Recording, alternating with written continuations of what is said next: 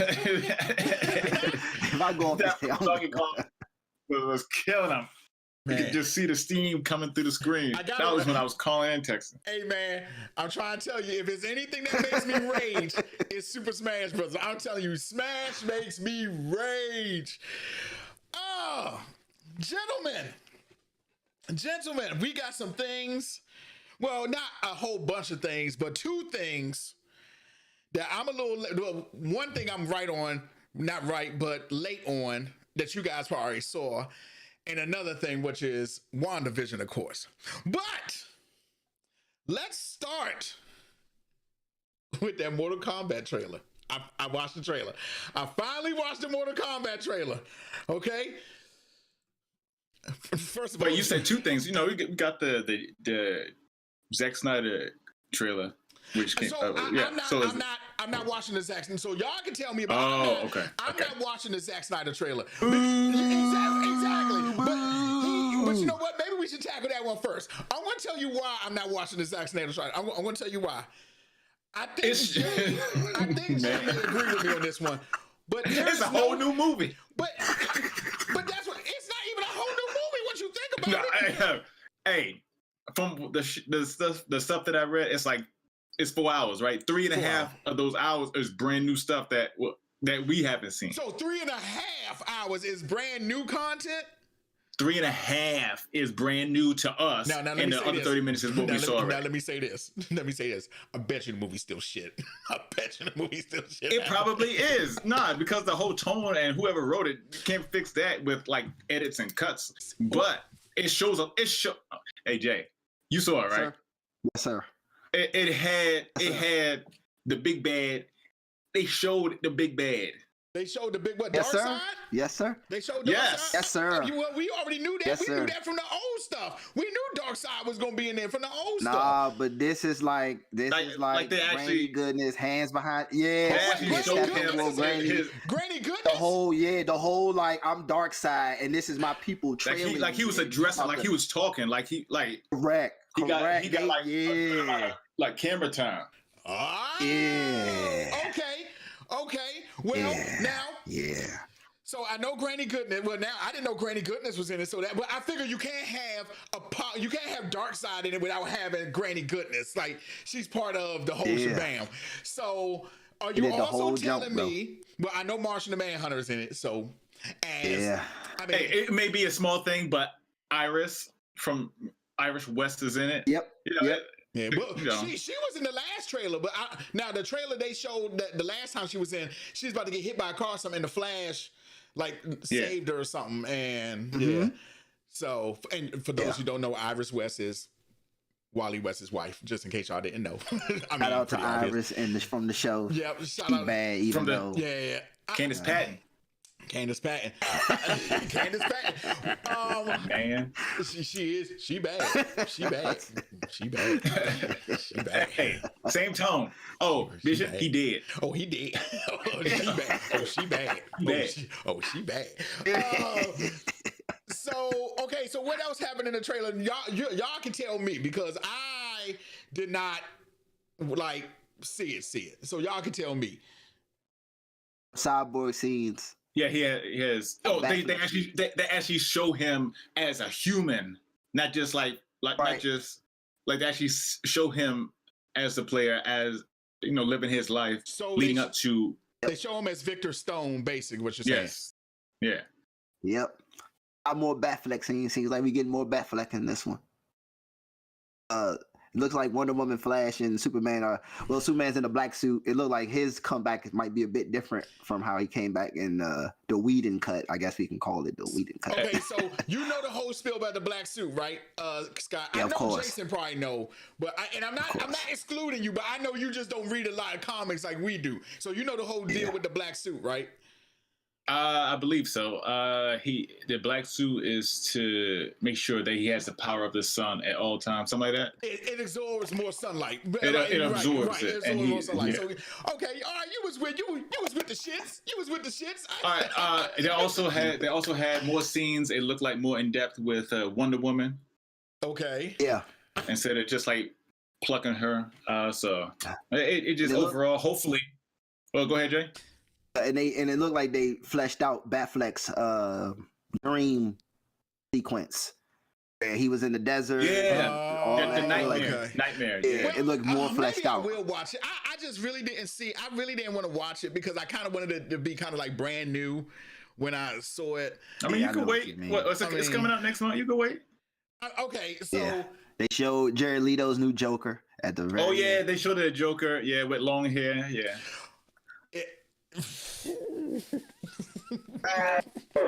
Yeah. Gangster Joker. I don't think he ain't no gangster. I didn't see like the damage tattoo. I didn't see like the grill. He just had long hair, so I don't know. Okay, now I'm gonna level with you right here. When I did not like, I'm gonna be honest, I did not like his Joker in Suicide Squad. I did not like that. To me, it was them trying to put a spin just like they did with Eisenberg being Lex Luthor. I did not like that shit. I did not like that. Yeah. And it's funny because now my prediction is he's not going to be that Joker. He's going to be like the regular old. He's going to be like Heath Ledger's Joker. I mean, not when I say he's going to be on the same wave as that. Not as in he's going to be all gangster with the pimp cane and all that. He's not going to do all that. So I'm curious to see how that works out for Jared Leto. I'm really Are you okay curious. with that? With him being like typical more along Joker the lines of the old school type. Yeah, the typical. But I like. He's boring to me now at this point. When I saw the pictures, I didn't even like go like, crazy. oh my god! Yeah. Like I just looked like. And you're absolutely right. The Joker has not, and I want to say that because the Joker, if it sounds, I know it sounds a little weird, but we got too much of that Joker. You see, we got too much of that Joker, and he needs another villain. I mean, Batman is the same thing that, he needs another villain that's on that lines. Like, you could have gave me Hush or something like that. I didn't mind the gangster Joker. I just thought the execution of it was wrong. But I don't mind a different interpretation because we had Heath Ledger being the actual crazy psychotic Joker, and then we had Jack Nicholson being the joking psychotic Joker. So how many more Jokers? I don't know how many more Jokers. The only other Joker they can do is the one from The White Knight, where I don't know if I should spoil what The White Knight was about. Don't spoil it for me because I still want to read that comic book. Don't spoil it for me. Nope, I want to read that one. I want to read that one. So hold that thought because I want to. There's a different interpretation no one has seen or actually know about yet, but man, yeah, where Joker is actually Robin in makeup. Oh, that's Batman Beyond episode. That was a bad. Sorry, you was reaching for that one, Scott. You was reaching for that one. So Ming said it looked like he just got out of Arkham, and I can tell that from the pictures because he's in the white. He's in the whole little get up, which I think it still should have been orange that said Arkham. But I'm nitpicking at that joint. I'm nitpicking right now. I'm nitpicking. Okay. Yeah. So I'm not gonna lie to you. I'm still gonna watch the Justice League for sure. That's not gonna change. I'm still gonna watch it. But I guarantee, the week after we watch it, we're gonna be right here going like this. We're gonna be going like this. I don't think it's gonna save the movie like everybody's thinking it is. I still think it's gonna be what? It's already been released for like 3-4 years. Right. It's a done deal. It's a done deal. But what it's given the original interpretation of what the original director and his vision was supposed to be compared to whatever product came out. So it's more so for Zack Snyder to be like, that bullshit that came out years ago, that was not me. That wasn't me. Yeah, that wasn't me. Yeah. So if y'all had waited and rocked with me, this is what I would get. And bam. Yeah. It's more like, saving reputation type thing. But he doesn't need to save his reputation. But yeah. Oh my God. And I'm going to prove my point. And I'm going to say this right now. Y'all know Mortal Kombat is being released by who? WB. But I guarantee, I guarantee it's gonna be better. No, don't. Oh, I thought you were gonna say it's gonna be a crossover. No. If they pull that damn Injustice or Mortal, nah, that wouldn't be right. That wouldn't be right. Yeah. I will tell you though, I do think that I'm gonna say it's the writing again because I guarantee from what it looks like, Mortal Kombat looks like it's gonna be excellent. Like that saved Steve Harvey's ass. I tell you that. When the dude popped up with the gun, I started dying laughing because all y'all kept saying was Steve Harvey. And so when it's like, oh shit, he do look like Steve Harvey Slim. Hey, son, when Sub-Zero froze that joint, hey, no, but did y'all watch the regular trailer or the Red Band trailer? The Red Band. Okay. I saw the red band. When he was fucking up Scorpion and the blood that came out. Sub-Zero had jets and he just like ripped his arms. I mean, that shit was raw. That shit was raw. Yeah. That's when he was fighting Scorpion. He raised the wall behind him and then slid and slammed him in the joint. Yo, but that was a video game move right there. There was one thing missing from the trailer. There was one thing missing from the trailer though. What? The Mortal Kombat theme song. They needed to have. Oh, you ain't about to get that. They needed to have that. That's early '90s. They may put that, but they're not gonna have the whole song. I doubt it. Yeah. They're trying to make this appeal to like Gen Zers. They're trying to make it appeal to. Yeah. I will say this. I did go back and watch the old Mortal Kombat last night. The first one is still great. The first one's still great. The second one is like movie ever. Annihilation was trash. I mean, Annihilation was bad. That was bad. But the first one it was, but I can't stop watching it when it comes on. It's my guilty pleasure. If it come on TV, I'll watch it, and I definitely search for it on Netflix. It's not, but. I still watch it though. It's so terrible. They redid the woman that plays Sonya Blade though. In the second one. Yeah. But there was a second Doom movie. There was a second Doom movie. And it was called Doom. Yeah, it's shitty. Oh, it was terrible. It was terrible. I couldn't get Doom the video game? Yeah, it was Doom. It's like the sequel to the one that Rock was in. Right.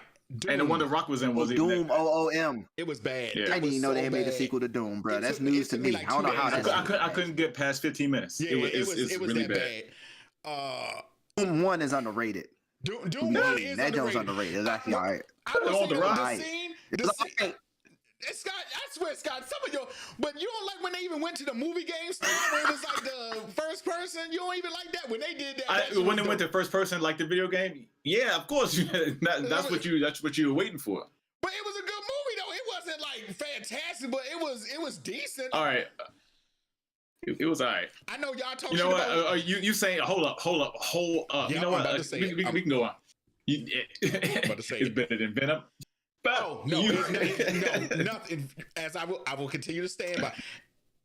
Venom was terrible. Venom was terrible. All right. Okay. All right. Because this gonna be another like long session of that shit. So, all right. Hey, what else we gonna talk about in Justice League? Because it's about to be another thing. You had your standards for Doom, and then nah. All right. So what else in Justice League trailer? All right. It showed a bunch of new shit. I guess it has me intrigued. The first couple seconds when they featured Doomsday. I mean, not Doomsday. Darkseid, and just it seems like everyone on Apocalypse. I was like, oh, and it didn't look like it was just like a quick scene, like 10 seconds. It had dialogue, so I look forward to it. See how they execute that. And we're supposed to release. That's not being pushed back. It shouldn't be. It's done. It's all edited, so it's still coming out like late next month. Was it April? I mean, April, March 21st or something. Or was it something like that? March. Worldwide. Cool. And I'm pretty sure we're gonna shut down HBO Max. We're gonna shut down. HBO Max is going. They're gonna have problems that day. They're gonna have big. I'm already expecting the whole thing to crash on me like at least twice because I can just see everybody logging in. We're all gonna be tweeting about it and talking about it at the same damn time. We really are. That shit is gonna shut down the internet. You already know. Oh my god, 4 hours. 4 hours. Man. That's gonna be live. I'm ready. That's gonna be live. I'm ready.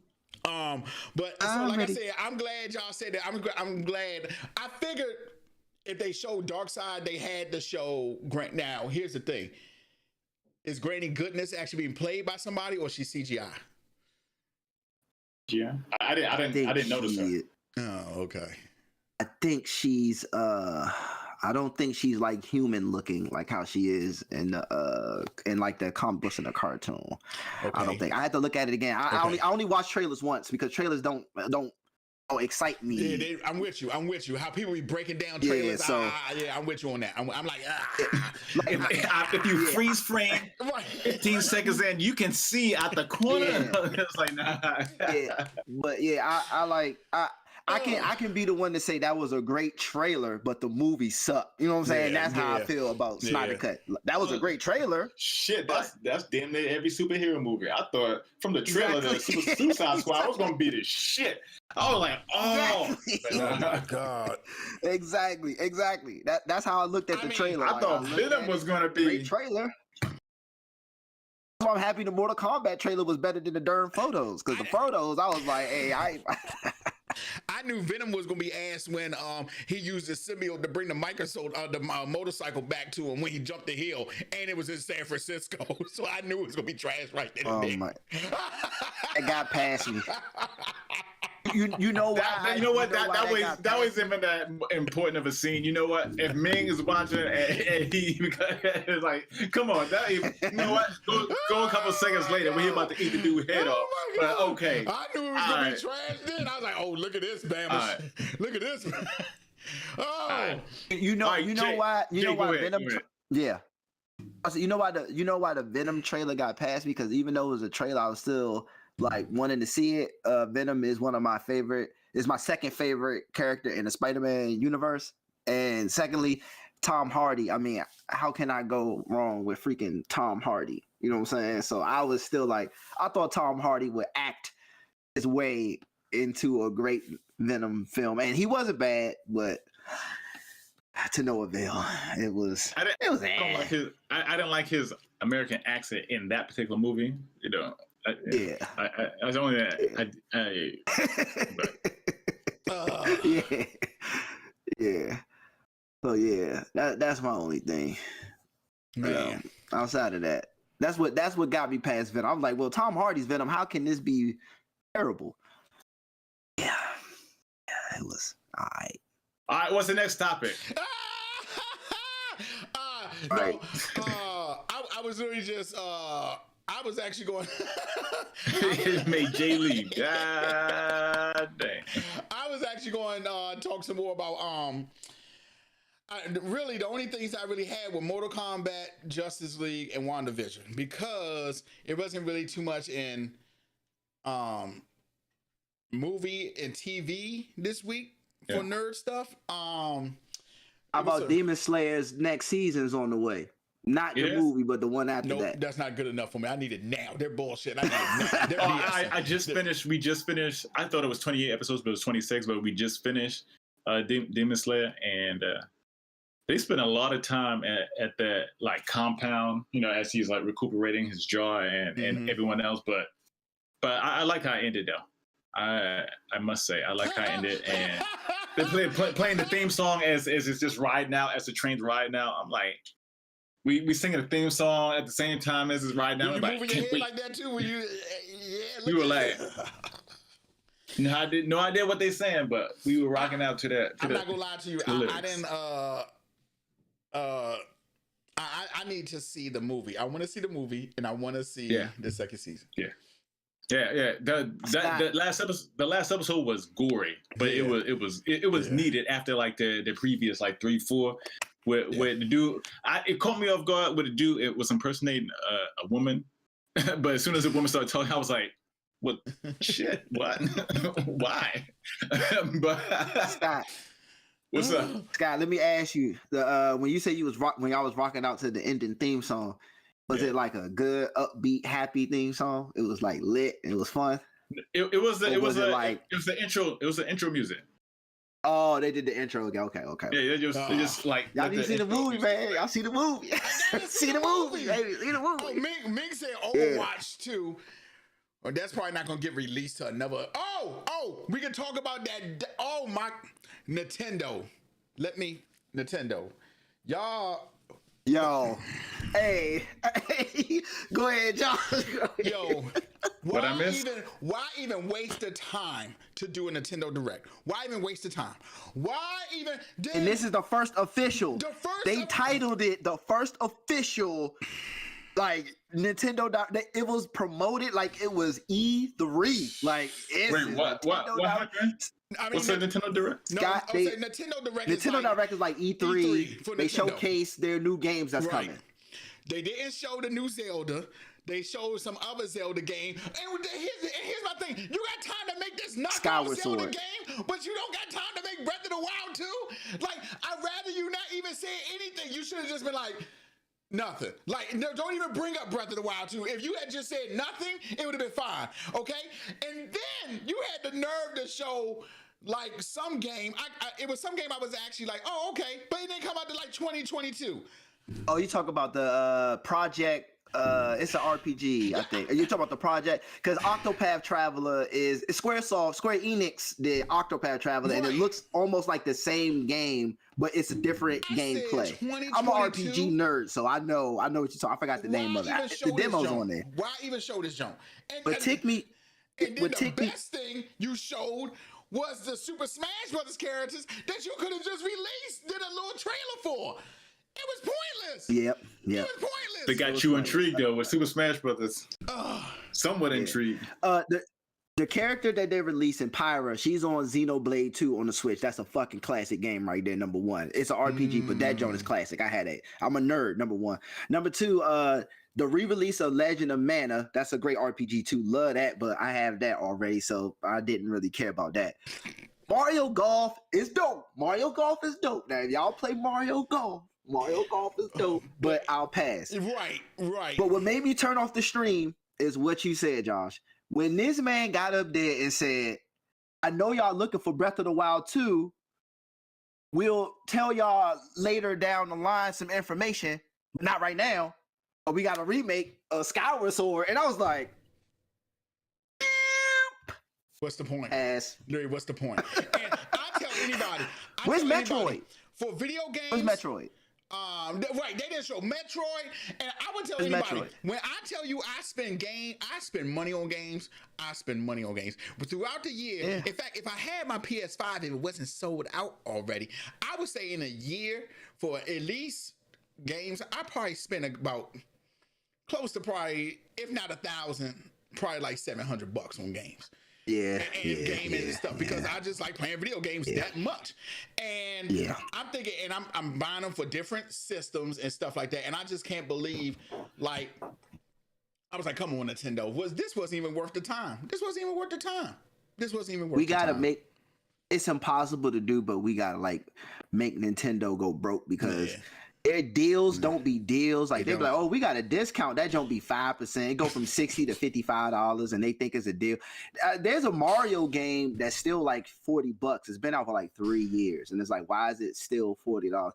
Nintendo, I don't know, man. It's, you know what? They sold Japan, which is understandable, but it's like America comes last. It's like, and I'm not gonna lie to you, it probably is that way. It is. It probably is that way. They got a built-in fan base. They already got their built-in fan base. So you know. So say it don't matter. And I tell people all the time, the Wii would have never sold. The Wii would have never sold if it didn't have that damn active lifestyle to it. That's the only people were buying the Wii.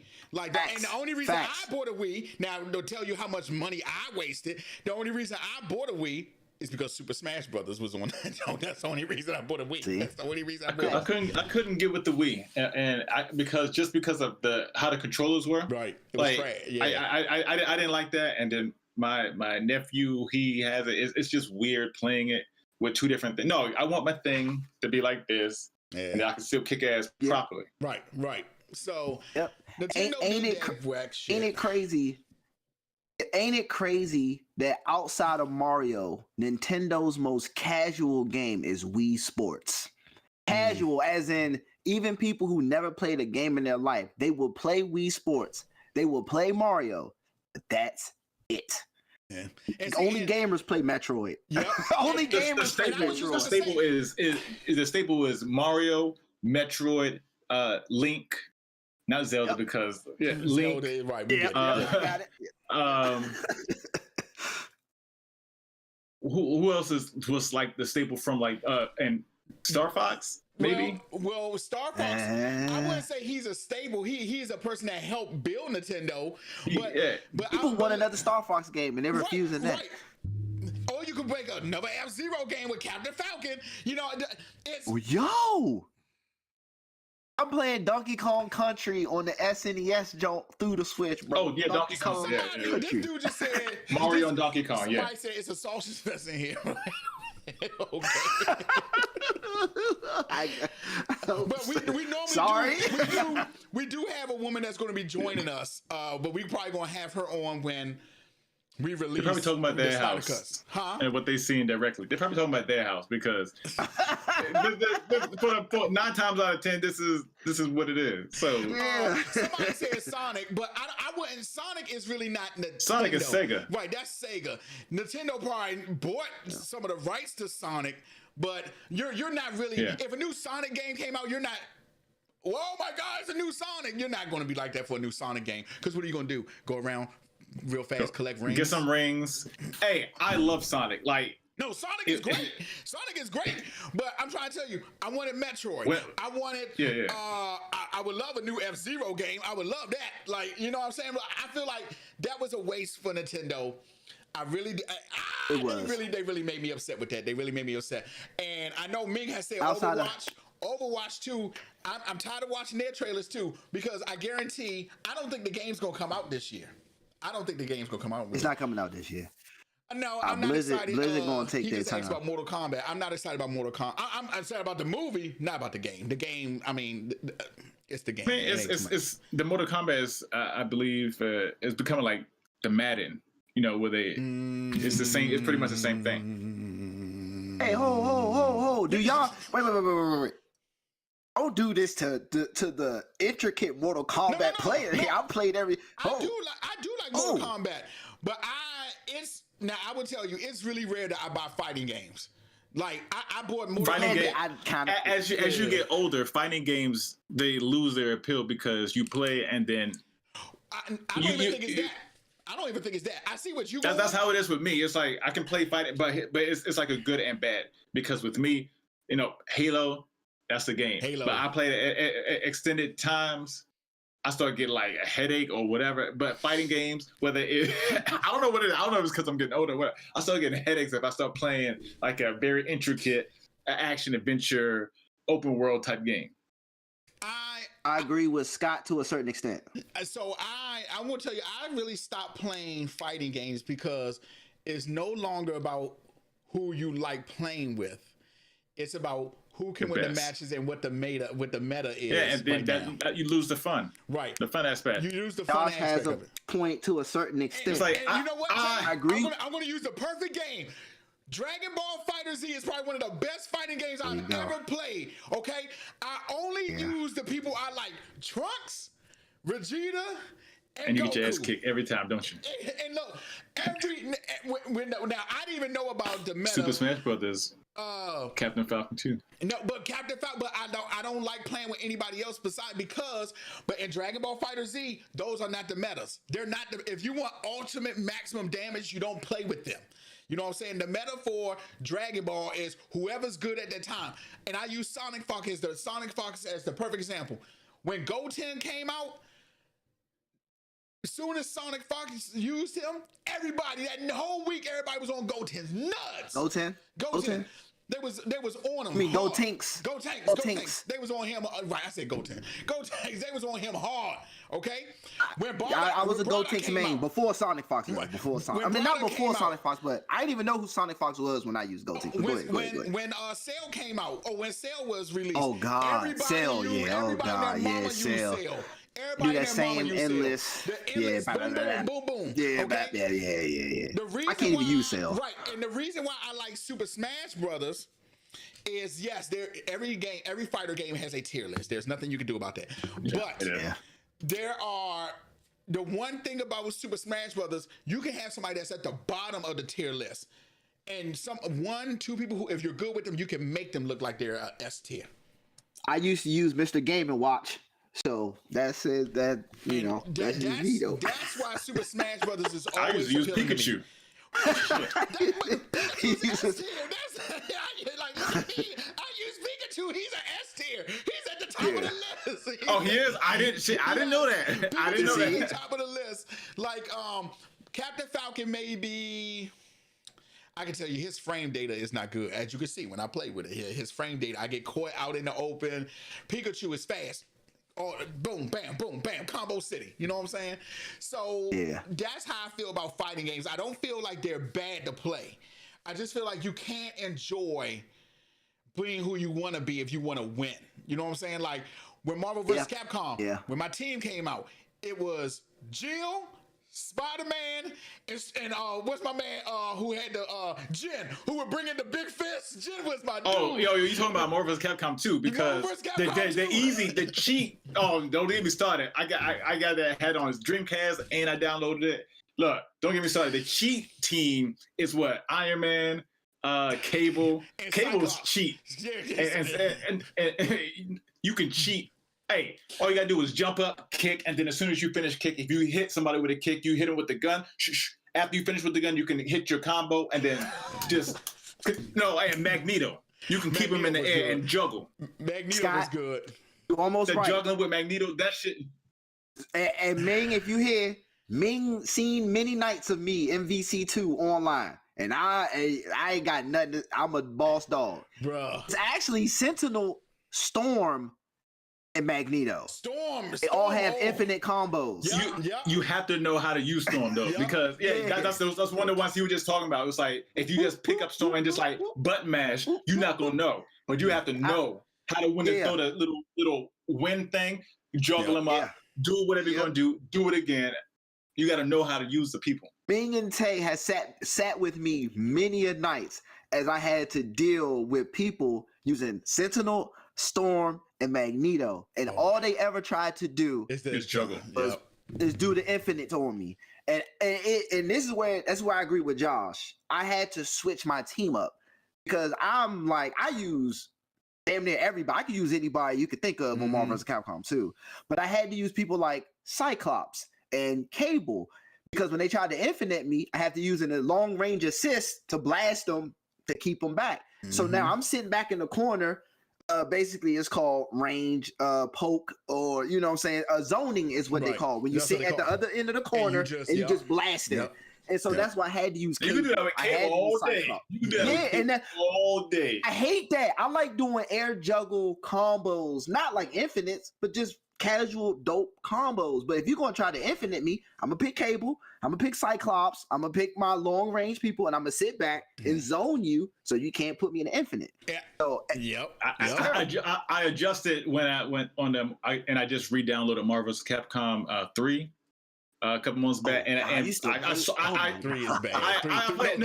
because my nephew had come and he had never played it. 3 is good. Infinite was good. And he never played it, and then all of a sudden he's starting to do the juggle with me. I was like with the little dog. I forgot the dog's name, but he was killing me with it. Okami. I was like, Okami from GameCube. So I had to start switching up characters that I never heard of, like people with suits on. Was a striker? The dude from I can't.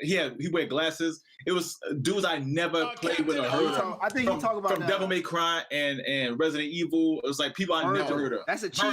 Virgil or Dante. They both cheats. I didn't like Dante so much, but Virgil I like. Virgil was good. I used to look. I love him. I love him, but I mollywopped him with just Virgil by himself without swapping out. But you know just with the combos. Yeah. Having Virgil was like having Eddie in Tekken. Because the nonstop combo.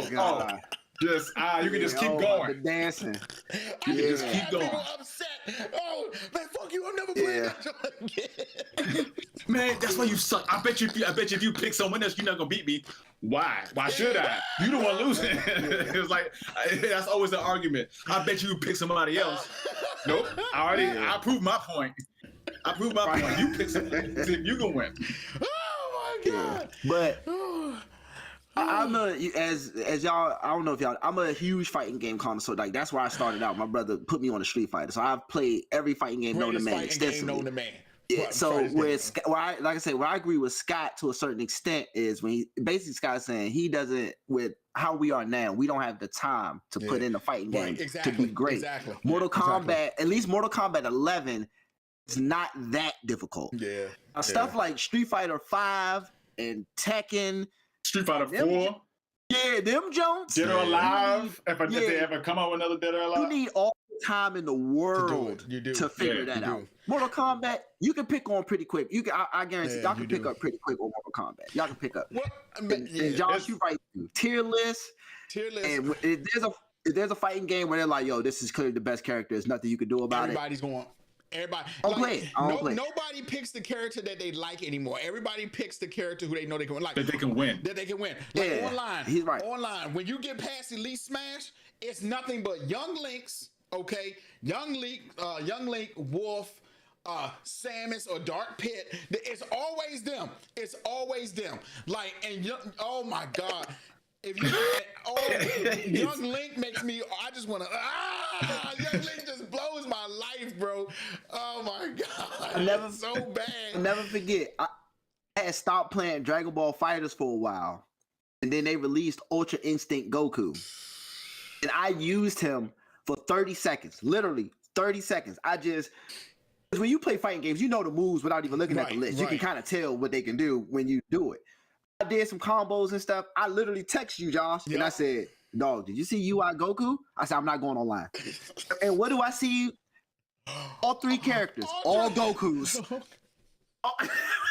All Gokus. Nah. You know what? More than likely, the people that cheese with the really, really strong characters, those are like the 10, 11, 12-year-olds.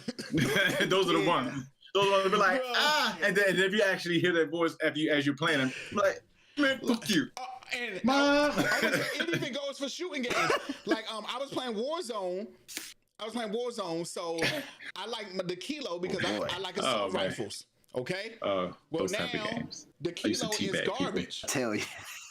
Warzone, you cannot play Warzone without somebody. Man, and then all you hear when I play online, I'll be like this. Your mom sucks. Oh man. Oh my God. Just not on Warzone because that's a whole different type of beast, and it's just totally different than older Call of Duty. But that just brought me back to the 2009 to 2000 maybe 12 or 13 Call of Duty games and playing it online and just playing it like at 11, 12 o'clock. And then I kill somebody or somebody's good. Your mama's home. You nigga. And then, or just a little kid. It was like, nigga. I was like, oh, this shit really happened. Like it just said, it really happened. It just really happened. That's why I just leave my mic off. I leave my mic off. Man, God. Oh my God! I cannot believe how many. When you play online, all you hear is the N-word, man. It's crazy. Yeah. Like, man, these people don't even know me. It's like, you be feeling like, what did I do? I'm just gonna turn it off. Like, have you reevaluating your life? Like, am I a bad person? Do I come off? Do I seem niggerish? Man, with my actions that? I was in a party once, and we was in a group chat, and some guy's mom was like, come down for dinner. And some dude in the chat was like, tell your mama I'm gonna be coming for dinner.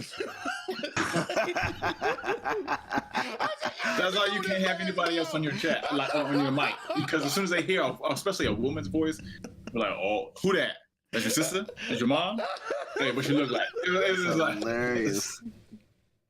That's hilarious. Oh my God. That is hilarious. Oh my God. Man. There was so many. The Halo rooms, playing Halo online and the Call of Duty. Well, it was frustrating just from the shit I was hearing, but sometimes it was so ridiculous that you can't help but laugh. It was like, come on. Yeah, I laughed. I got so the Halo 3 days.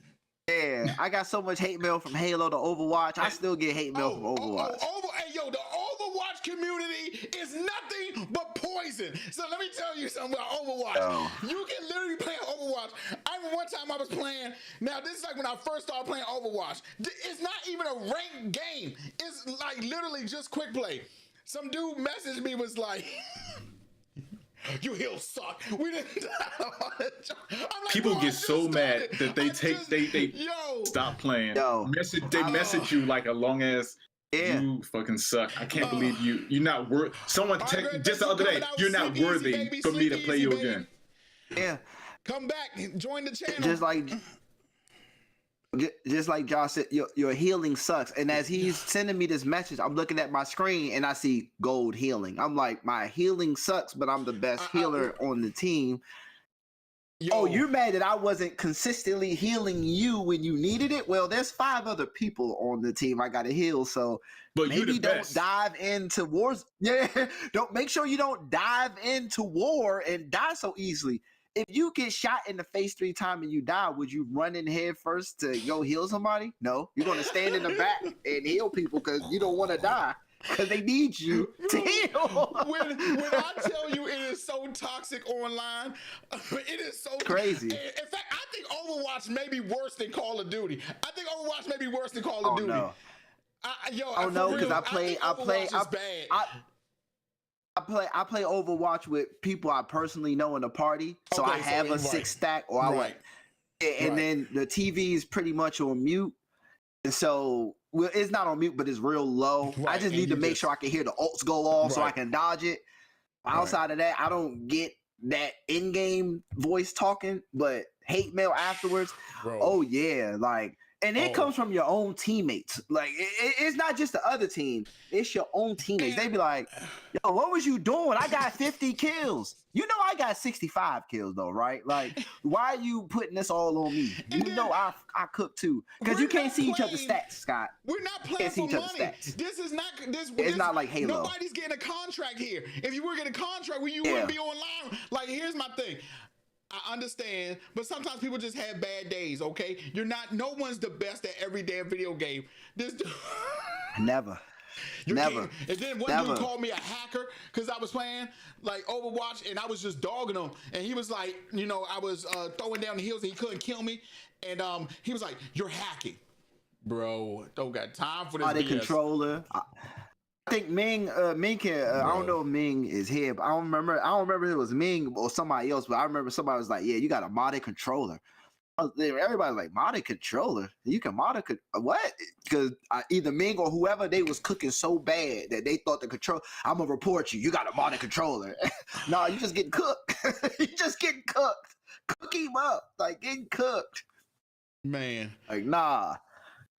We good, but yeah, I ignore it, man. Like them little kids, man, I ignore it, man, because one day I'm telling you, they go, well, it's already happened a couple times. Somebody get pulled up on, and a whole another story. I remember when me and Ming was playing. This dude kept on saying we were garbage, but we had won the match. He was on the opposite team. He was like, "Man, y'all suck." I was like, "But who won the match?" You know what I'm saying? So it's just wild. Yeah. It's why I'm like, bro, we don't got time for this shit. We don't got time for this shit. Yeah. Oh my god. Yeah, I just laugh. Get the hate mail, I just send LOL back. They keep going too. You can laugh. I'll be like, all right, yeah, well. 1v1 me. Play me 1-on-1. Nobody want that smoke. 1v1 me, baby. Yeah, they don't want that smoke. 1v1 me. So 1v1 me. Guys. I was right again. My time has come. Your time. You were wrong. Actually, there was no Reed Richards. Time out. Okay, yes, I was wrong about the Reed Richards. Okay, I was wrong about the Richards, even though I thought that would have been sweet. But I was not expecting Wanda's powers to manifest. I mean, not Wanda, but Monica's powers to manifest so fast. So I'm glad he did. Spoiler alert, if you did not see WandaVision, that's what we're going with right now. Let me just say this. Now, Jay, you and I being the comic book nerds, I can't remember too much about Agatha, except that I do remember And Agatha, as we find out, she's the one who's been controlling everything. Scott, are you still there? You're frozen. Yeah, Scott. Oh, I'm not frozen. I hear you. Okay, no. Okay, we thought the rats got. No, I'm just leaning in. It was like when you said that, I always look. I know TV, not like I know it because I watched it a lot growing up. I watch it now. I know the ebbs and flows of it. All right. So when you said Agatha revealed herself as, you know, the one that's pulling the strings or whatever way you just worded it. I was like, did she? No, she said she also has powers.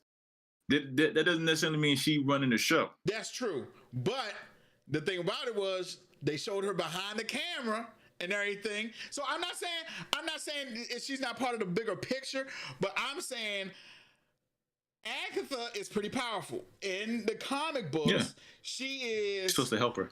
She's one of the witches. She was one of the original witches in the Salem trials. So I know she's a powerful witch. I know that for sure. I don't remember really and I do know she's older though. Like Agatha is old in the comics. Yeah. She's like way past her 60s, 70s, 80s. Yeah. Right, probably her 80s. So yeah. But I will tell you, this was the filler episode of WandaVision right here. This was the filler episode. It was nothing interesting about this. Maybe, well, Monica got her powers. That was good to see. Monica. We already knew she was going to eventually get it. We knew she was going to get her powers eventually. And Ming's actually right. She's like way over. She's like because she's been around for centuries. I mean, we talk about centuries. Right. I mean, her physical appearance. She like looks 80, old. Right. Like she. Yeah. Exactly. But I definitely think this was the filler episode. Jay, I saw you shake your head. I definitely think. I liked us seeing Monica's transition into Spectrum, her superhero, who she's supposed to Spectrum be. Or Photon? Well, but I thought it was Spectrum, but I could be wrong. I thought it could be that. It could be that. I like that whole process as she's walking through the hex. What is it?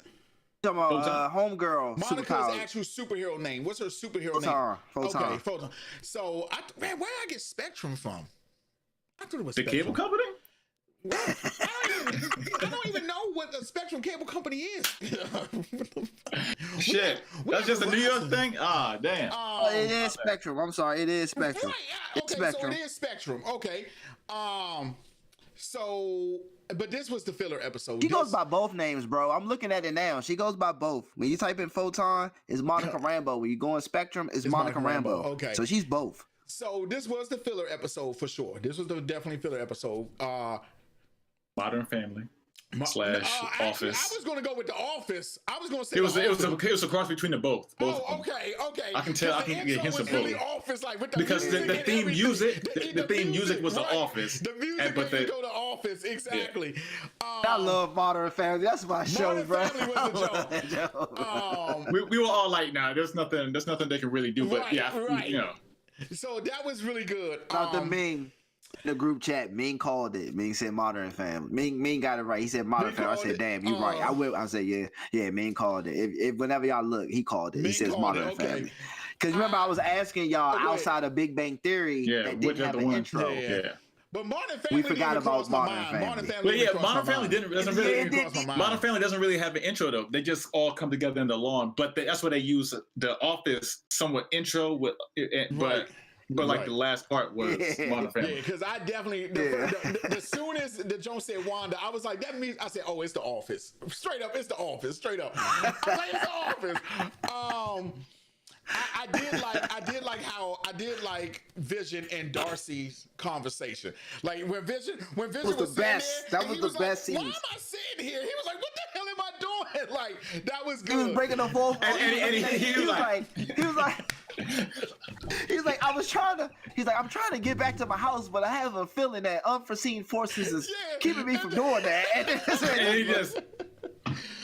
But when the kids came past, he was like, and then like you said, Scott, when he got up, he was like, man, get this shit out of the way. Yeah. Sorry, get him out. He was like, man, get out of here. So I I did like that. I thought Darcy and Vision's interaction this week was great.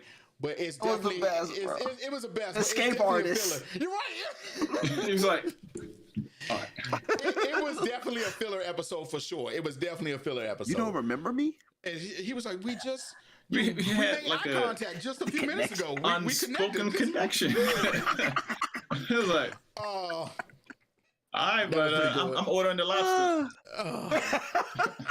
That shit was good. So yeah, definitely filler episode. But Scott, you were right. You were right. I had a feeling she was going to be the Agatha character up until last week when Vision, I guess, snapped her out of it, but she was faking it. Which at the end, after I said that, and after I rewatched the episode, because I got to watch it twice, because I watched it for myself, and I got to watch it again with it. But after the second time watching it, I'm like, okay, they already on the edge of town at Ellis, where Wanda already told her kids not to go. She was in a trance, and then she got taken out. Then she got put back into the trance, and then all of a sudden she's already at the edge of town. She's fine, and then she just like makes a U-turn and goes back into town. So that had me like, okay, so the full range of her power is kind of glitchy at the edge of town, but after Vision snapped her out of it, she's back to point. That's the only thing I kind of felt iffy about. But the whole Agatha thing, I was like, yeah. And then then I started reading online, Agnes, and then Agatha Harkness, Agnes, and then the nice little thing put together. But at the episode, I don't know whose goal this was, but I just took it over. When she went to the basement, and then the basement, as she kept going and saw different things, I was like, I saw the skulls, and I'm like, and I see like little hints of like red, orange, and I'm like, I don't think the big bad is just Agatha. I agree. Yeah. So who else? And I killed Sparky too. I was like, that was messed up. That was messed up. I was like, damn. Oh, she got the kids. So it was a filler episode, but it's some key things that still happen. She has the kids. She has Wanda. And it's up to Vision and Darcy? No, Vision to save them. Mm-hmm. And also to see who or what Pietro, whatever, what his whole role in this is. I already told you what his role is. You didn't believe me. I already told you what is his role. His role is he real, or is he dream, or did Agatha bring him there? So multiverse. Well, exactly. I'm telling you, it's a multiverse. He existed, and she like plucked him. Yeah. And then he's under her spell or power or whatever. Yeah, they're definitely bringing in the X-Men at some point, and they're using this to do it. They're using WandaVision to do it. I agree with Josh. Super filler. It was a cool episode. Yeah. Entertained, but I'm not like blown away. It was cool though. Everybody already called Agatha. Like I said, the more episodes, the less questions I have. I just need to know if there's really a big baddie. Is Quicksilver real or not? It's Nightmare. And why is Agatha doing what she's doing? But the more important, not important question, but the most telling thing outside of Vision entertainment with the Modern Family / Office, real world, what's it called? I can't think of the word, but don't worry about it. But confessional, as I did a little breaking the fourth wall confessional. What really, really caught me great was the commercial, the Nexus commercial, which is speaking about heroes or villains who could break the time barrier and cross and pull from other universes.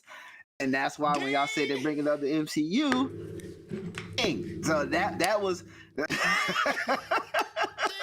so that was really telling, and that was like, so they're confirming Wanda. You got Kang the Conqueror. They're considered Nexus powered people. They break the laws of universes and time.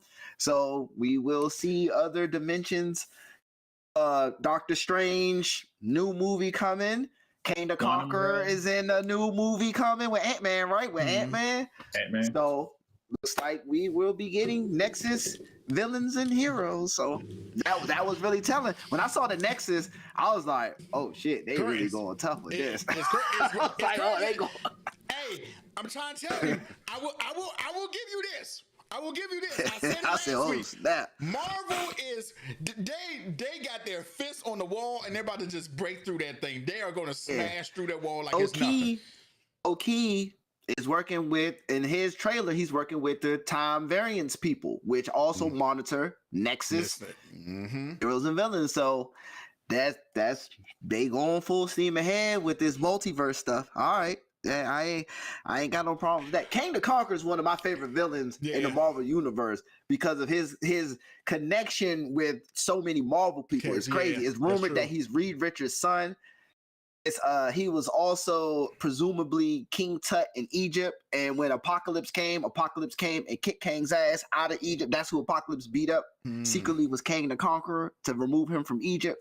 So that's why Kang is my favorite. I love them villains that their reaches is far beyond just the particular universe. That's why I like Doctor Doom. That's why I like Kang the Conqueror, because it's not just the Fantastic Four that Doom pisses off. He pisses off a lot of right. And you know what? It's funny you say that because I really feel like people they underestimate Doctor Doom and how much of a good villain he really is. I honestly thought Doctor Doom was going to be like the new big bad. Like he could be. We need that. Right. We need that. Yeah. Scott, yeah. we need it.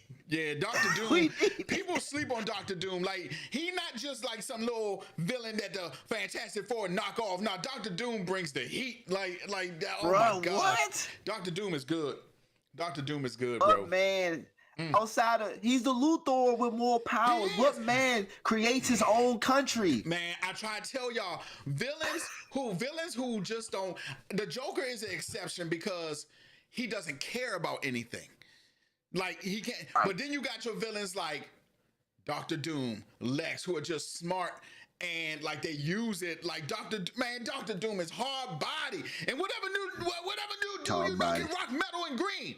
Okay, metal and green. That green cape is the shit. That green cape is the shit. Oh wait. They're saying Wanda and Pietro's from Latavia, aren't they? Latavia, right? They say they're from? No, I forgot. Some Russian. I forgot.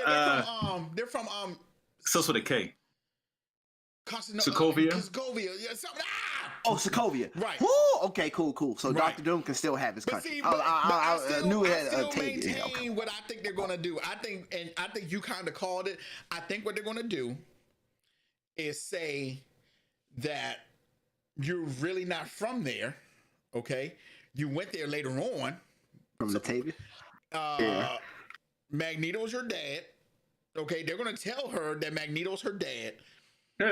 Easily could insert that. For people who don't know, Magneto tried to create his own mutant country. He did. It didn't work out too well, but he tried. He tried. He really tried. He tried. Asteroid. He tried. That's too big of a situation to leave out, not letting Wanda and Quicksilver know they're children of Magneto. I feel like that's too big to leave out. Even in the Marvel universe, I know they got to change some things out, but that's too big to leave out because you already got Wicked and Speed. And then how can you justify their powers where they had nothing to do with the stones? Yep. How can you justify their powers if they had nothing to do with the stones? That's what I'm trying to figure. That's another question that I need to figure. Kids, are they real or not? Silver, is he real or not?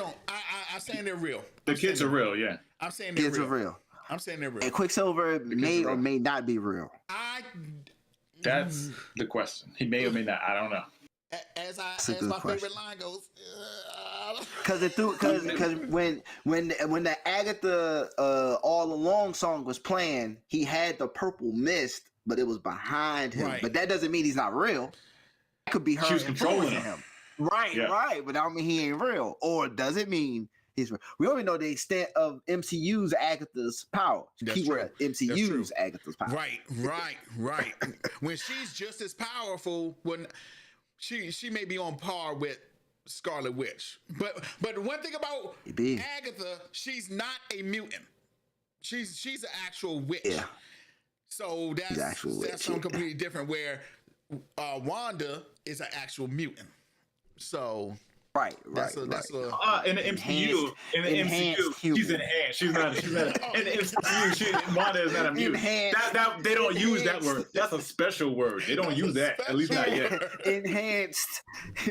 And you know what? The reason why I do enhanced is because I actually did what Scott did after last week's conversation and tried to rewatch Age of Ultron. And Captain America was like, "There's an enhanced." I was wrong.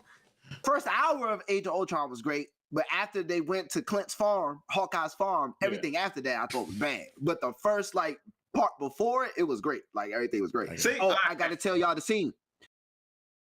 The scene. Remember the scene I told you about the edit? It's the scene where Wanda asked Ultron, "Do you want to kill the Avengers?" And he said, "No, I want to save the world." Oh yeah, and kill the Avengers too. If you notice the edit, it was off. Look at the scene again when you check it out. Look at the scene again when you check it out. You know what? I remember that scene, but I didn't notice like any edits though. Yeah, that's the scene when they first met Ultron, and they were like, "So you want to come and destroy the Avengers or save the world?" And he was like, "No, I come to save the world." And he starts walking away, and then it does this quick edit where he's still staring at them and says, "Oh yeah, and I want to kill the Avengers too." On top of that. That was the terrible edit that everybody looked past. Not you, Scott, when I say this, but that's a terrible edit everybody looked past because they love the MCU so much of the brand, and they were like, "Oh yeah, we'll let it slide." But Age of Ultron is considered one of the worst MCU movies from the list that I saw. They consider it one of the bottoms. All right, so what's the list? What's at the very bottom? I'm curious. What's at the very bottom? Iron Man 3, Dark World, Iron Man 3, Iron Man 2. Whoa, wait, Dark World over the first Thor? Yeah. Yeah, I'd rather watch Thor 2 than the first one. I mean, the first Thor is bad. Like, I mean, it's not bad, like horrible, like, but it's because it's an origin startup type thing. You know, it's a introduction to him, but just everything that went with it and the villain, it was just like outside. And I agree with you. Outside of Iron Man 1, which I think is a classic movie in general. Agreed. And what I mean by that is with no ties to what happens next, it's a classic movie. It is. I agree. If people ask me what you think of Captain America First Avenger, I go, I don't know, because it's an origin story, and I already knew his origin. So it's like, I guess. So it's pretty much asking what do you think of Chris Evans in the role in the puny body? What do you think about him? Yeah, for the two Marvel MCU movies I have no rating for is Captain America 1 and Avengers 1, because I feel like those aren't meant for someone like me. I don't know what to say. I got nothing for you. Well, Incredible Hulk. Avengers 1 I can say is they didn't fight a serious villain, but that would no. Now I don't feel like that movie gets enough respect. That one was actually good. What? That one was good. Which one? The Incredible Abomination. That was decent. I love that movie. Right. I love that movie. Yeah. The first one where Eric Bana was horrible. God, I don't even know how that. But the second one where I forgot his name. Oh my Shout out God. to Nick Nolte. Nick Nolte, you my man. You my man, Nick. But come on, bro. Gave him the gamma radiation. I said, bro, what is going on, big fella? Whose man is this? Your man said, take all of it. Shout out to Nick Nolte, though. I love you, Nick. You the man, Nick Nolte. 48 hours. Blue chips, I love you, bro. But don't do the Hulk movie. We good. That was good on that. Big fella. I said, good. Oh my God. Good. That Hulk was bad. And then it's crazy because, like you said, the Incredible Hulk came out, but that's not part of the MCU. If I'm not mistaken, that's not part of the MCU. But it was supposed to be though because of the after credit scene. Robert Downey. Yeah, Robert Downey. Is he in that one where he come to the end? He's in the after credit scene. He Robert Downey and Nick General Fury, Ross. Man, I ain't gonna lie to you. Yeah, different General Ross. That Hulk movie General Ross is at the bar, Ross. and Tony Stark's pull up. Yeah, Tony Stark's pull up. The Red Hulk. Spoiler. Situation. Red Hulk, spoiler. Right. When Edward Norton threw himself out the truck, he's like, "Oh shit!" out the back of the plane because he didn't think he could go Hulk. Hey yo, that Hulk was a man. That shit was a beast, bro. Oh no, it was good. When he kicked my man all the way across the field and broke his damn bones, like broke every. Oh yeah, Blonsky, man, the turn into Abomination. Yo, him, I love him as a villain. Yeah, he's a great villain. He broke him. Yeah, he's a great villain. Oh, Hulk broke him. Yeah, that shit was hard body. Yeah. That shit was hard body. When he was like, boom, yeah, that was it. That movie was, that Incredible Hulk was so good. It really was. That thing was, yeah. Man, God, I cannot believe they put the Dark World at the bottom of the Marvel list. So what's at number one? Yeah. It better be what I'm thinking it is. It better be Hulk. It better be what I think it's going to be. No, I want to say. No, the best. I want to say it was. It might have been Civil War. I'm not Civil War. Winter Soldier. Okay, good. That's the worst. No, the best. The best. Oh. Because we all know the Winter Soldier. The top 5. If I remember the list, the top. I'm looking at you, America. The top 5. If I remember, the top 5 was Winter Soldier. Okay. I forgot between like Endgame and Infinity War. I forgot which one was top 5. Guardians 1 was top 5. Okay. They put Ragnarok top 5. Okay, I can stand by that. I can stand and by I forgot Ragnarok. what would be the last one. What? I don't. I cannot believe you did not like Ragnarok like that. I mean, I know why you didn't. I know why. Yeah, story wise, but I mean, as far as the overall movie, taking your comic book brain off, it was an entertaining movie. Son, I really thought Thor could not have a movie. Like I was like, but at this time I was like, Thor needs no more movie, like none. They changed his whole personality, and that's why. And they went the Guardians route, and it worked for him. And it worked because I'm not gonna lie. That's what makes it terrible to me. That's what makes it terrible to me. Like I understand, like he's like a god, and he's not supposed to be so jokey. I get that, but I do. Like I'm gonna tell you one of the most underrated scenes in and just to show you how everybody was. You remember when Thor got fat? And that was hilarious. As a fat person, I thought that was great. Okay, do you know how many people hated that? And did you know how many people hated when Endgame came out that he was still fat? People was like, why did Thor have to fight when he was fat? Oh, look at me, I'm uncomfortable in my skin. You know what I'm saying? People hated that. People really hated that he was fat fighting Thanos. And I'm thinking to myself, wow, really, guys? Like.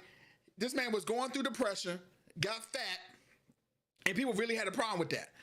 And one of the most underrated scenes in one of the, it had to be Infinity, when they go back, was it Endgame? One of them, when he goes back and he sees his mother.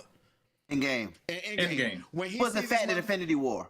Yeah, he wasn't. Okay, so it was Endgame. You're right, when he got fat. Yeah. So when he goes visit his mom, y'all, I thought that scene was so real because his mom, he tries to sneak up, but his mom knows it's him. She has a conversation with him, and she tells him, no matter what, I'm going to love you. You know, I thought that was a heartwarming scene. Then he gets to him, and then his mom is like, eat a salad. His mom's like, just eat a salad. I 100% agree with you.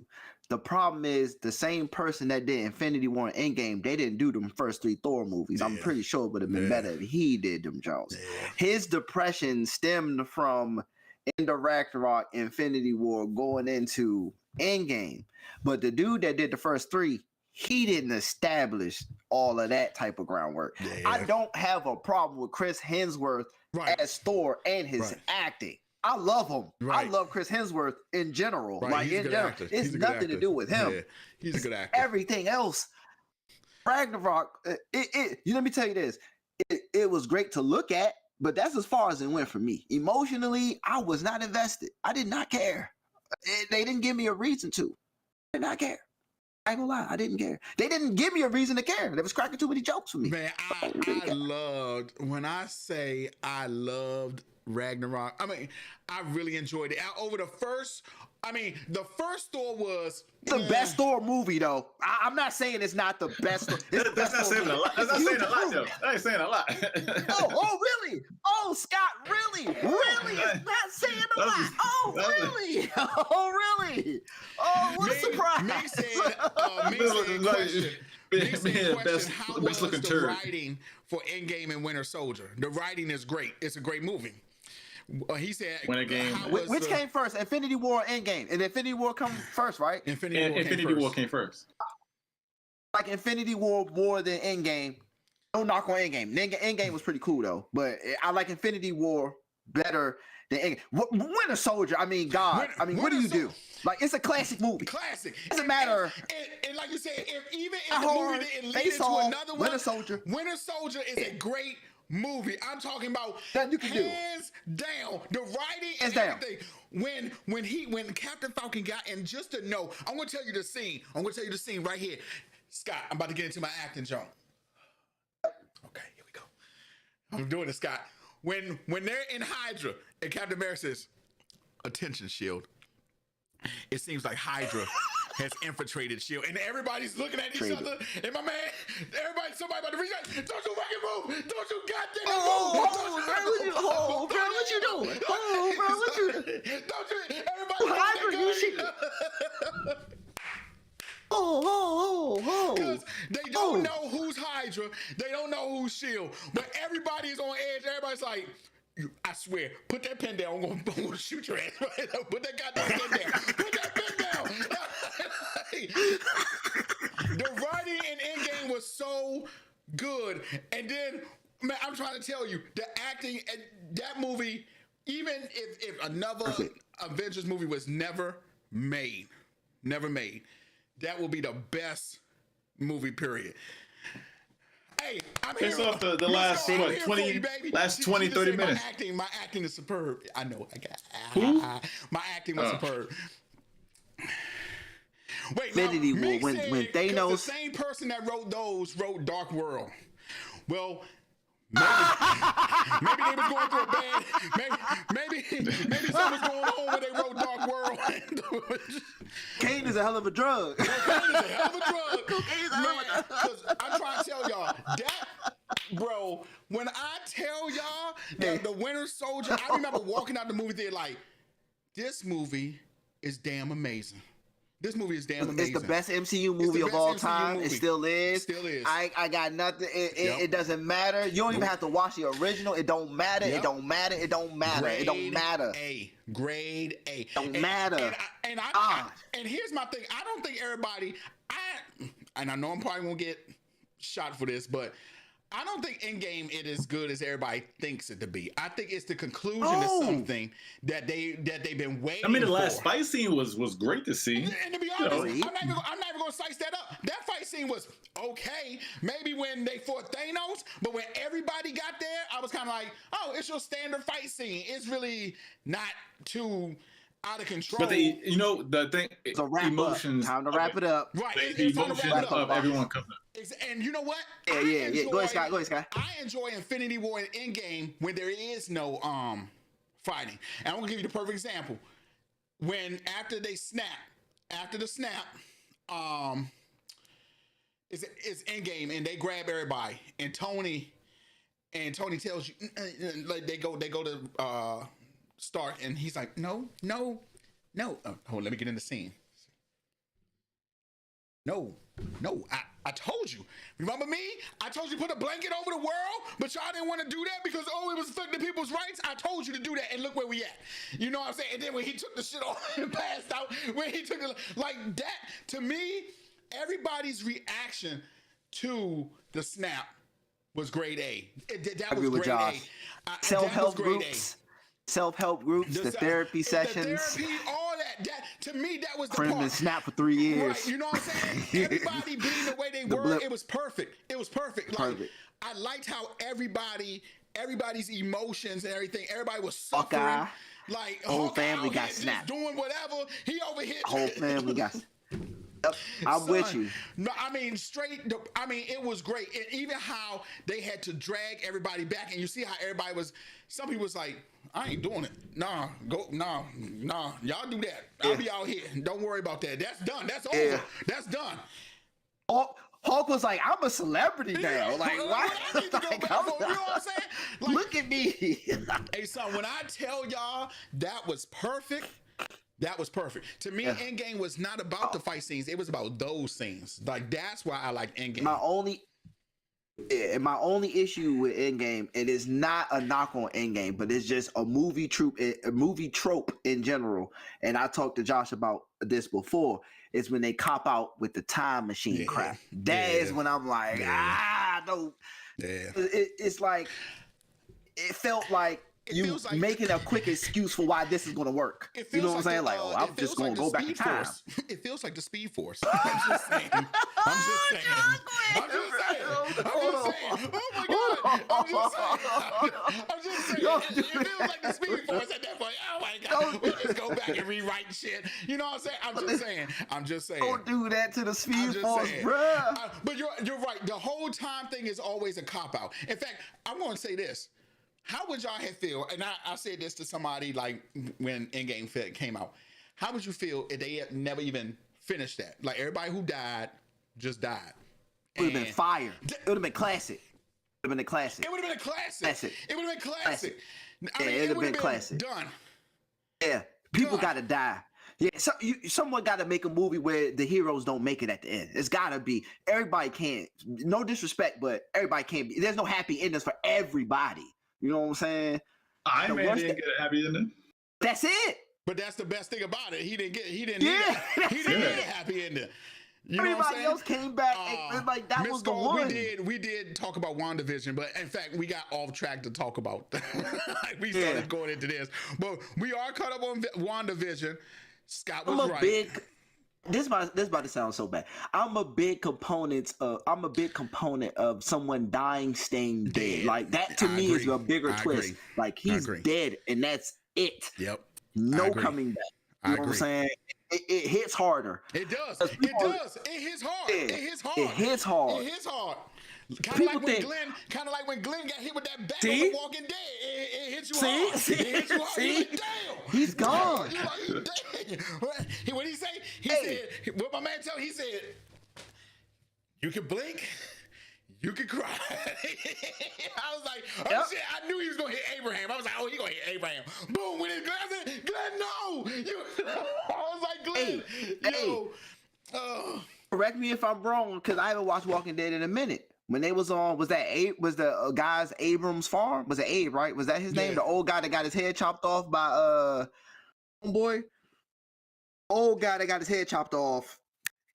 What was it? Oh my God. Well, anyway, it was the episode when Carol was looking for her, was it her daughter or her granddaughter? Yeah. And they opened up the farm door. Oh my God. She came out the jump. Man, you gone. Oh, the little girl. Yeah. Yo, when I tell she you, gone.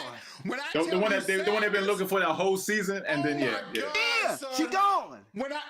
She's gone. See the way they did Jane and them had to do their thing. She's gone. And the way they did that, because they showed her foot first. They showed her foot and the shoes she was wearing. So you didn't see her face until the last minute. And you like, yeah, that was deep. That was deep.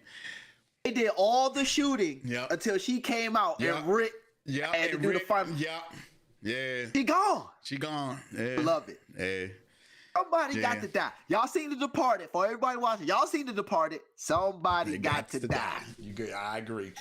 I agree. Everybody can't just keep coming back to life. Scott, you know that's true. You know it's true. Scott, I'm lying. You know it's true. Somebody got to die. They brought Keanu Reeves back 2 Matrices in a row. He got to go one day, man. Everybody got to go. Everybody got to go. Die. Oh, that's right. She's not dead anymore. She's not dead anymore. It is what it is. I'm just saying. What it is. Every week we talk about Marvel because it leads right in, and WandaVision leads right into the whole Marvel universe. I get that, but he's right.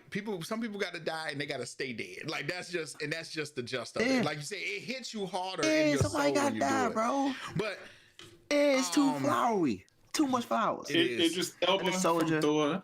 his character died. He did. He did. He did. He did. He did. He did.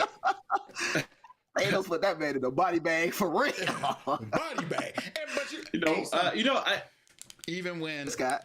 Yeah, go ahead, Scott. Because I'm sorry, I keep interrupting. No, I'm just gonna the villain from Thor 3, the sister. That kind of left it just like up in the air. Miss Skulls gave you the Rocky Jones. If he dies, he dies. If he dies, facts. He dies. Leave him dead, bro. It's not Dragon Ball Z. Boy, Scott, I'm sorry. No. It was just they left that open. So I know the world or the island or whatever came alive and fought. Well, I forgot her name, Hela. But they kind of left that. Right. Hera. Is it Hera? I think you're right.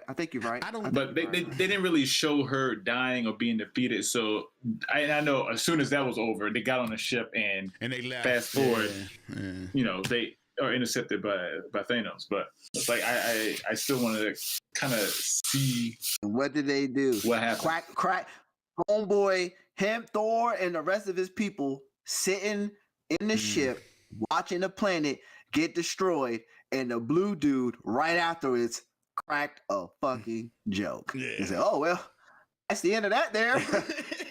Or your whole homeworld you've been living that since you was born is destroyed. Ha ha ha! Thank you. Way to make me feel some type of way.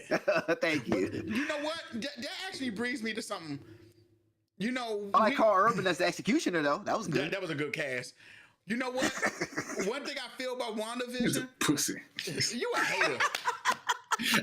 And his character, it was just annoying. It was just annoying. It was like, hey, you gotta fake it till you make it, brother. You gotta fake it till you make it. That's the joke. I was gonna say when you was talking about the emotions in WandaVision, that's one thing I appreciate with WandaVision. When a serious moment happens, it's a serious moment. Yeah. I love that about WandaVision. Like, who's that talking behind the camera? Yeah. Nobody's supposed to be talking behind the camera. And you see how her whole expression changed when she said that? Yep. Yeah, I was like, she was like, wait, what? She was like, yeah, who is that? And the way they cut out right after she said it, she's like, who is that? And then that was pretty dope. But I really wish I knew some more about Agatha. I don't remember like all I said.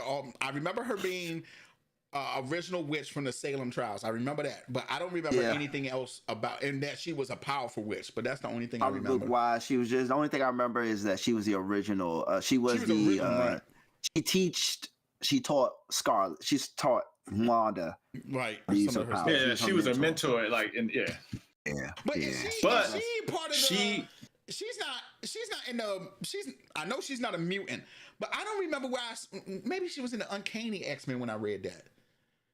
She had to be in the X-Men comic. She had to be. She's gonna be the right-hand man to either Mephisto or Nightmare, which is gonna be the big bad and Doctor Strange. Man, Nightmare. Oh my goodness. Nightmare wasn't in MVC3, right? They took him off. He stopped at 2. Nightmare's on MVC. I know he's on 2, but not 3. Right? Dark Thunder. Ming talking nonsense. Hold on. She was first introduced being a nanny, and guess who? I mean, when I say nonsense, he's talking real fact. And guess who we was taught taking care of? Guess who was her nanny? I mean, Agatha was the nanny to guess who? The most powerful man in the Marvel Universe. Well, was the most powerful. Reed Richards? Franklin Richards. Frank. Yeah. Franklin Richards. Little Frank playing around with galaxies. Strongest guy in the Marvel Universe. The strongest being in the Marvel Universe. The commercials are we was talking, but the commercials in WandaVision always point to something else. Like this week was the Nexus. So we were talking about how the Nexus. And last week, Scott, you said something last week when the boy was starving on the commercial. Yeah. That's I was just thinking that. I was just thinking that just now. I was like, if all the other commercials were like somewhat like silly, that one had a dark fucking twist to it. Or not even a twist, it was just dark. It was dark. So that's why if you're not a survivor, go ahead, if you're not a survivor, you're just not a survivor. Fuck it. Yeah. No matter what you do, there's nothing you can do. The commercials. Yeah, we gave you food, but so messed up. You so weak, you can't open it. I was like, man, just open the goddamn pudding, bro. What are you doing? Just use your teeth or something, but. Yeah. Yo, oh my god. Can't open it. Oh my god. Oh. And save a life. It is what it is. That's why I still think, I'm strongly, still believe it's only 2 episodes, so maybe they introduce the real big bad, and then it's gonna I read something also in addition to the big bad that in Doctor Strange there's a rumor they're gonna introduce Professor X, Reed Richards, and somebody else. Oh shit! Who played Professor X? Is it still It's a rumor though. A rumor. Okay. Like them Spider-Man 3 rumors, man. Like that end up coming true. Where Toby and Garfield is not in the movie. Yeah. He said they not in it. Yeah. I don't even know who to believe. Yeah. Who said that? Who to believe? Holland. They are. Yeah, Holland. Tom Holland. Yeah, it's the okie doke, man. Yeah, they in the movie, man. They got Tobey Maguire. They got. Of course, they don't have him. Footage of him filming the scenes, but Tobey Maguire came back. Jamie Foxx had come back. He didn't say nothing about that part. He ain't say nothing about Jamie. He ain't say nothing about Doc Ock. He ain't say nothing about that part. I need to see him on set. He said Garfield and Maguire. He said that's not true. I'm not saying I do believe it. It's the okie doke. It's the swim move. It's the swim move. They trying to hit us with the swim move. Like, nah, buddy, don't try that with me, big fella. He messed up he damn near revealed the script of the last damn movie. That's why your boy had to sit with him in interviews. Remember? That's why Benedict Cumberbatch had to sit with him because he was talking too much. But you see, I want to show you something. I hate to say this, but that's privilege. That's privilege because if he was if somebody else had ruined it or said something, they would have been fired. They would have been fired. But but also you gotta look. They're not gonna fire Spider-Man. Exactly. If it was like a low level, confidentiality agreement has been breached. Can you imagine getting that call like, "Hey Benedict, yo, what's up, baby? Hey, we need you to sit in the meetings with Tom. Why? Because he about to fuck up the whole script for shit. We need that to show him." You're like, wait, what? Oh. Yo, I was wondering why they were interviewing together. I wondered that. And that because remember at that time they didn't have no movies together. I mean, they really didn't. Because Endgame or something came out a little bit after that, and I was like, what? Yeah. And then it came out that he was sitting with him because Tom couldn't keep his mouth shut. Yo, if I was an actor in a movie and I was doing a movie that had major spoilers, people would be pissed off at me. I would damn near not even promote the movie. I wouldn't even promote the movie. They see the trailer and I'd be like, yo, that ain't even a real trailer. No. They're like, aren't you in it? No, that's not even me. That's not even me. I'm not even in that trailer. That's not me. That's not me. That's not me. He said, we heard you died at the end. I'm not even in the movie. You in the trailer. I don't even know what you're talking about. I can't think about how hard that has to be. You got to maintain and be quiet. I couldn't do that. It's got to be hard, but especially hard for a kid. Yeah. He's like, so this is happening in the movie, and then that's the whole thing. You put on these press tours and you have to promote the movie, but you got these people like these late night talk shows or whoever interviewing and asking you, okay, so what can you say? And it's but so much that the company is like, okay, look, you can say this. You can. It's not like they're breaking it down like you can say this, but you can't say this. You can. It's not like they're doing that. So him as a kid, he's just like, okay. It's to the point where he's like, I don't know what to fucking say. I'm in a movie. I'm in a movie, and I played this character. I'm in a movie. That's all you can say. I'm in a movie. That's it. I'm in a movie. That's all I can give y'all. That's all I can give y'all. Oh, Be mad at me. They be mad. They be like, so what was your scene in the movie? I don't remember. Huh? I don't but remember. You just filming shooting. You just finished filming yesterday. I know, but I don't remember. But look, Tom, we brought you on the show to promote it. Now promote it. I need you to speak on it at least a little bit. Right. You don't want me to say shit. They're like, what do you want from me? What do you want from me, y'all? It's like one of those things. Talk. Okay, but shut up. Shut up. Yeah. Now talk. Right. Oh my God. Shut up. Right.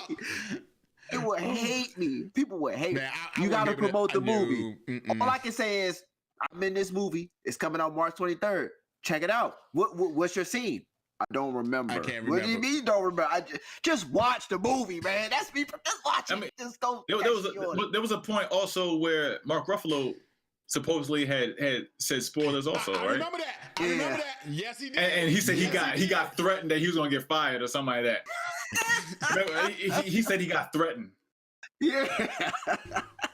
It is like I got. So I do think like I think they took Tom Holland's age into consideration. Yeah. But I do think they will enforce that shit. It was like, look. Oh, I agree. If you don't follow the directions of what we're telling you, we just not gonna put you out there to promote the movie.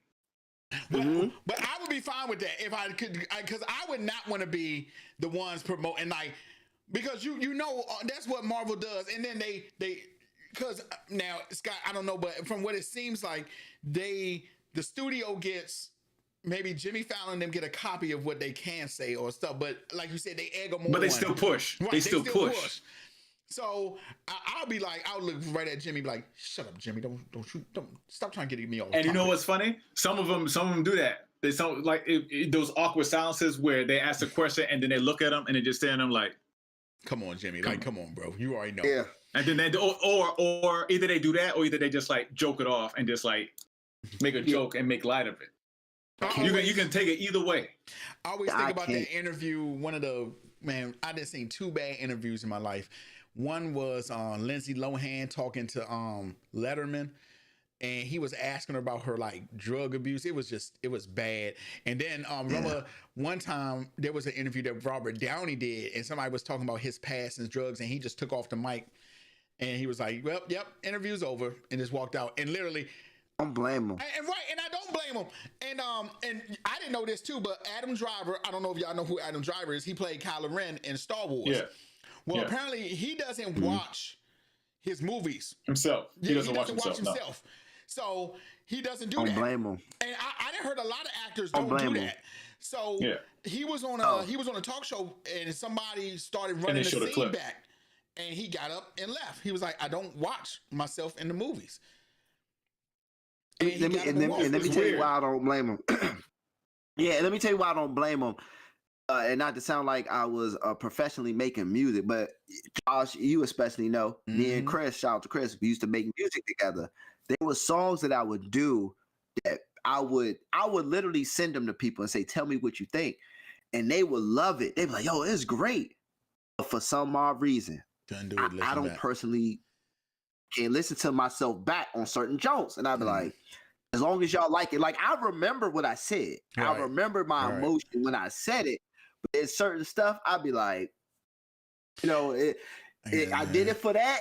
That's the, because not to sound deep or emotional, but when I hear a beat for a song, I listen to what I think the beat is telling me and I respond in kind.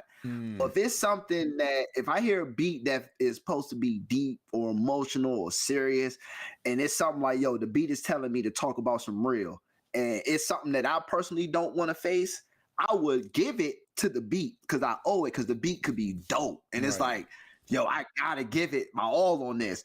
I don't want to face it after I'm done and keep playing it back and rehashing my own demons. Yeah, so I'll be like, one time, I'll play it once. I heard it. I got it. Oh. Yeah, y'all can have it. I don't want to hear it no more. I'm good. I definitely agree with you, because there's some videos that I do on the YouTube, and like when I go back and watch it, it be cringe. You're like, ooh, I'm like, ooh, I did that. Yeah, something like this. Ooh, I made his face. Ooh, yeah.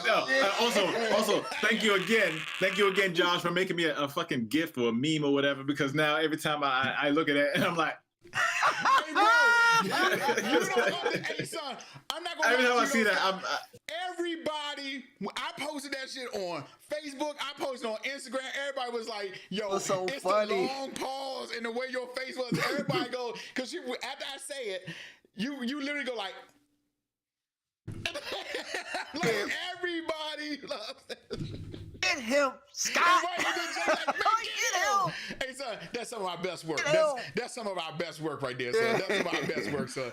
That is some of our best work right there, son. That shit is great. Hey, man. It is, our man. best work. And it's funny. This sort of ties in, not to like go off topic, but kind of stay on top about people doing roles that they're not really comfortable with. Y'all seen Stansfield from Judas and the Messiah, right? Mm-hmm. How hard it was for him to play a character that his views is totally the opposite of. Yeah.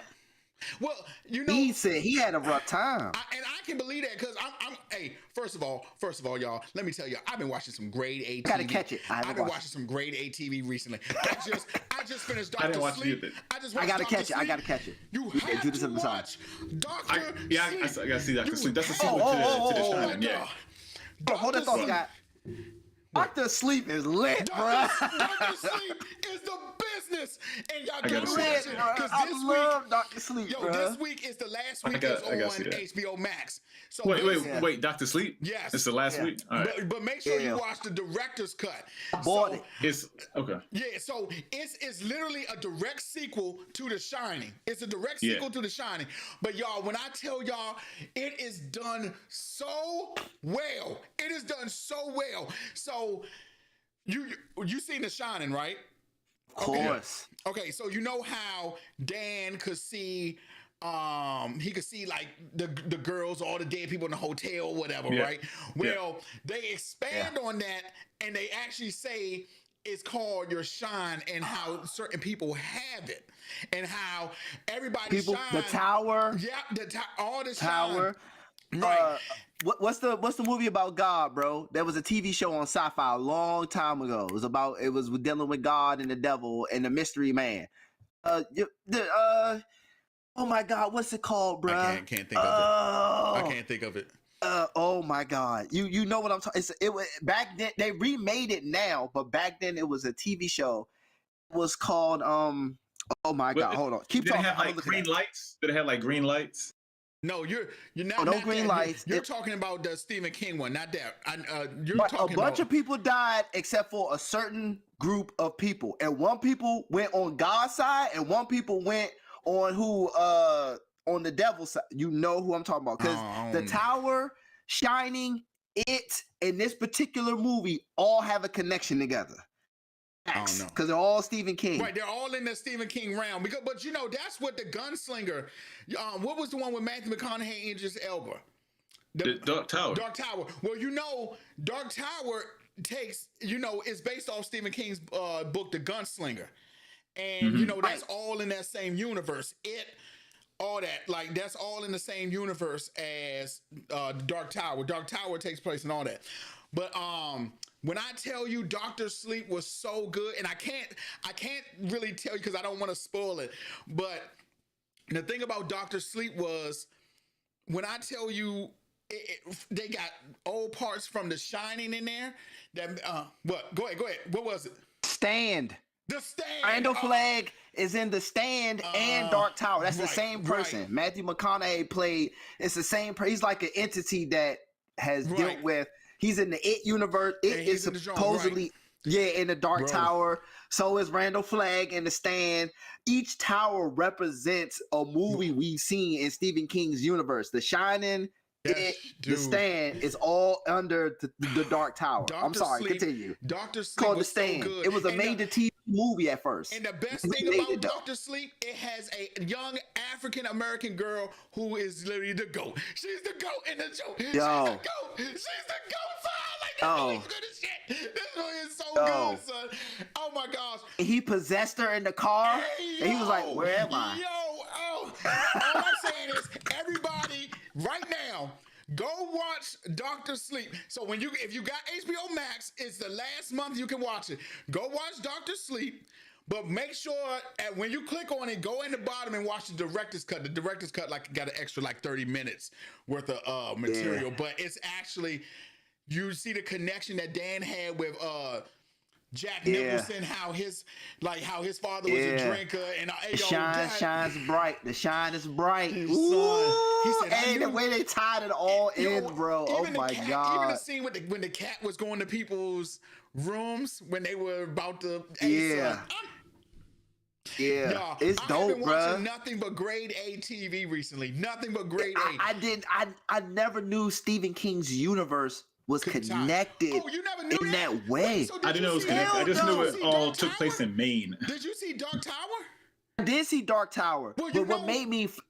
I Wikipedia before I even saw Dark Tower. I knew about Dark Tower before Idris Elba was cast. I knew about the books of it. Right, because the books are called The Gunslinger. Because I like The Stand. Right. Well, right. In the Dark Tower, there's a scene when Idris Elba and the little boy are walking past. It looked like an abandoned circus, and it actually says Pennywise right on the thing. Pennywise right on, and I was like, oh, and see. I had read the Gunslinger books, but I keep going like this when I say Gunslinger. Y'all know I was like, I keep reading that Gunslinger book.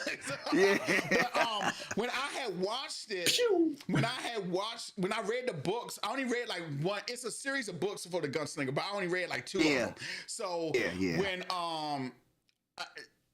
and kind of like what you were saying, Scott, a lot of his movies take place in, basically, I don't know how it is, but back in the day, all Stephen King's movies used to take place in Maine because that's where he was from. So, but those, oh my gosh, that. Yeah, when they announced The Dark Tower, and I saw that Matthew McConaughey was casted as Randall Flagg, I was like, wait, Randall Flagg from The Stand? I was like, wait, Randall Flagg from The Stand? Because I remember watching The Stand as a TV. It was a movie straight. You remember they used to do the movie straight to TV jump. So it was a 2-part movie called The Stand. Stephen King directed, and Stephen King is Cujo. He's it. It's Stephen King. What's the movie? What's the movie where they eat the pie and lost the weight? The Thinner. Yo, I just saw Thinner a few weeks ago. Hey, yo. This old gypsy touched my face. So I'm a Stephen King fan, and he's on Creep Show, and he did the first Creep Show. He's on Creep Show. Yeah, when he touched the plant and everything turned green. He the one who got all the green stuff right. Yeah, so I'm a Stephen King fan. Yep. So when they announced Randall Flagg for Dark Tower, I went ahead and went into the Wikipedia dark hole, and I'm like, I didn't know Randall Flagg was connected, and that's when I found out now It, Shining, all of that is connected under Dark Tower. Have you ever read the It book? Have you ever read the It book? I never read the It book. I tried. It was.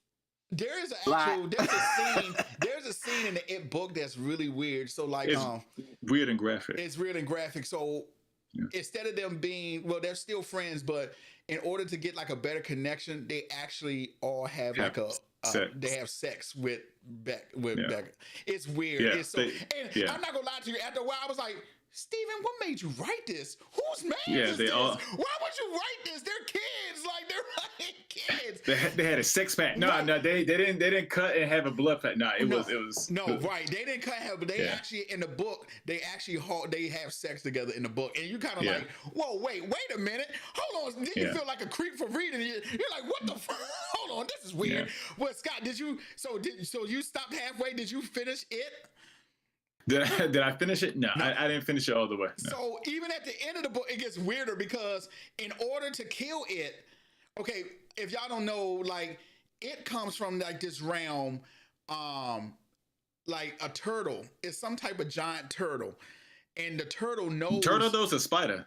No, it's a turtle. The turtle is the good guy. So basically, it has been around for centuries, centuries. So. It's this universe that this turtle created. So in the book, when they go to fight it, one of the kids are looking into the deadlights and he sees the turtle, and the turtle is this big, huge turtle. He's like a turtle from Like he's huge. Like he could take up a whole dimension or something like that. So what happens is the turtle tells the little boy, like, yo, it been around for centuries. I known about him. He's trying to swallow up the galaxy. And in order to kill it, they gotta bite each other's tongue. And the first one to laugh or does something, it's really weird. I gotta go back and read. I haven't read it in probably like 10 or 12 years, but literally, they gotta bite each other's tongue. And when you bite the tongue, the first one to laugh gets a chance to kill. It's really weird. Like, there was no way they was going to turn that ending into a movie. So that's why they had to do the movie the way it was, because if you read the ending of it, you're going to be like, what the hell is this? Like, this doesn't even make any sense. Like, I hate to be...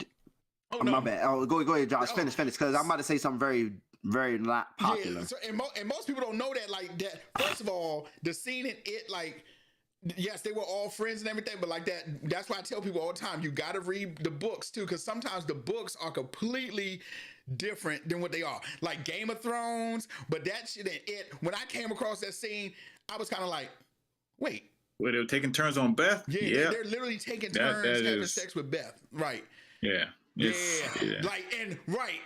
So, and they're doing it to get closer, like they make it. They build their bond or make it closer. Yeah. And they all have sex with Beth. It's like weird. You go like, wait, hold on, Steven. What the hell were you thinking right here? Like, you wild for this. Like, but even the ending, like when they kill it, is crazy. Even the ending is crazy. So I just want to toss that out there. I have to watch the new It. No, you were good. No, I didn't finish it. You haven't watched it? What? That's I seen. This what happened. I forgot what channel it was on. I forgot what channel it was on. I watched a little bit. I was like in the middle of it, so I completely turned it off because I don't want to know nothing about it. I mean to watch it. I have every means to watch it. It's on HBO Max. It's on HBO Max. Just give you a heads up. Wait, part 1 and part 2? Part 1 and part 2. Not part 1 nor part 2. Actually, the old It is on there and the new 1 and 2. And both. I watched the old It. Now I watched the old It. Now you come on. With Tim Curry, Yeah, come on. I watched the old him as Pennywise. Way better than the new one is like creepy. At least his dialogue in the first one was. I agree with you. Because he was both funny and creepy at the same time. It's scary. Agreed. The other one, he was just like. Agreed. Like pedo weird. Yeah, he's really creepy in the old. Yeah, I agree with Tim Curry is really creepy in that one. I agree with you. But his accent helps with that too. The new It suffers. The first new It is ungreat. I mean, it was probably one of the best horror movies I've seen that year. Year it came out. The new one. The new version of It, I liked the first one when they were kids. Right. The second one, I didn't like I didn't like it as much. Right. But when they were adults. When I think about the old school one, think about the old school one, because remember that was a 2-part series. Yeah. So the first one is good. The second one is when they become adults, it's not as good. It's not as good. Also, I didn't like Isaiah Mustafa in the movie. I just didn't like him. I didn't. Made for TV movie. I didn't like him. Is that the Old Spice guy? I didn't like it. I don't know if I like his acting. I just didn't like him in the movie. I keep saying it. The black guy. The Old Spice guy. The Old Spice guy. Okay. The Old Spice guy. He's black, right? All right. Let me ask you this. So, no, you want to yell at me? His name is Isaiah Mustafa. Who else? Yeah. Who else would be? He could have been the big guy. I don't know. He could have been a big guy. But yes, I don't think he was a good cast for that. I don't think he was. This Isaiah Mustafa, he was in the remake? He was in the remake. The guy you're talking about is from the original. Sister was in the original. Right. Tim. That's Tim Reed. Yeah. Okay. I thought you were talking about the original. My bad. Tim Reed, he murders that because remember he's the one that stays in. Well, they all stay in Maine. Stays. Yeah. He stays in Maine, but the first he stays in the town. Yeah. And everyone else goes out and live their life. He stays in Derry. Yeah. Yo. What's up? This Isaiah Mustafa, he was in Horrible Bosses. What was he doing in Horrible Bosses? I love that movie. Where was he in Horrible Bosses? He probably had like a cameo. Remember, he probably had a little scene. Yeah. Well, they probably had a small scene. Here's the thing. Remember, he was too. Yeah, he was in the island. Stop it. He was in the island. Y'all saw the island. The one with Scarlett Johansson. Yeah. I love that movie. Hey, that movie is That great. was no. That movie is great. Hey, That was a good movie. Hey, y'all know what y'all need to watch too? I've been watching Lovecraft Country. That shit is good. I need to catch up on that. That's next. It's only 10 episodes too. Yeah. That's next. Hey, You know what messed me up though? You know what's messing me up? I was at my brother's crib earlier, and the TV was on. Was it Earthbound and Down? That's the comedy show. Earthbound and Down is funny. Earthbound and Down is funny. Earthbound and Down is funny. I stay committed to that for a while, but I think the last season when he went to Mexico and then when he came back, that's when I think I didn't keep up with it. Yeah. Don't say nothing else. I saw him going. I know, and even though I only watched I was only there for like an hour, a little bit more of an hour, but I could quickly catch on what was going on. So I know why he ended up doing what he was doing, going to Mexico. I mean, but it's funny that, but don't say that. But that's caught me though. It's hilarious. It's funny. They promised him to make him a superstar.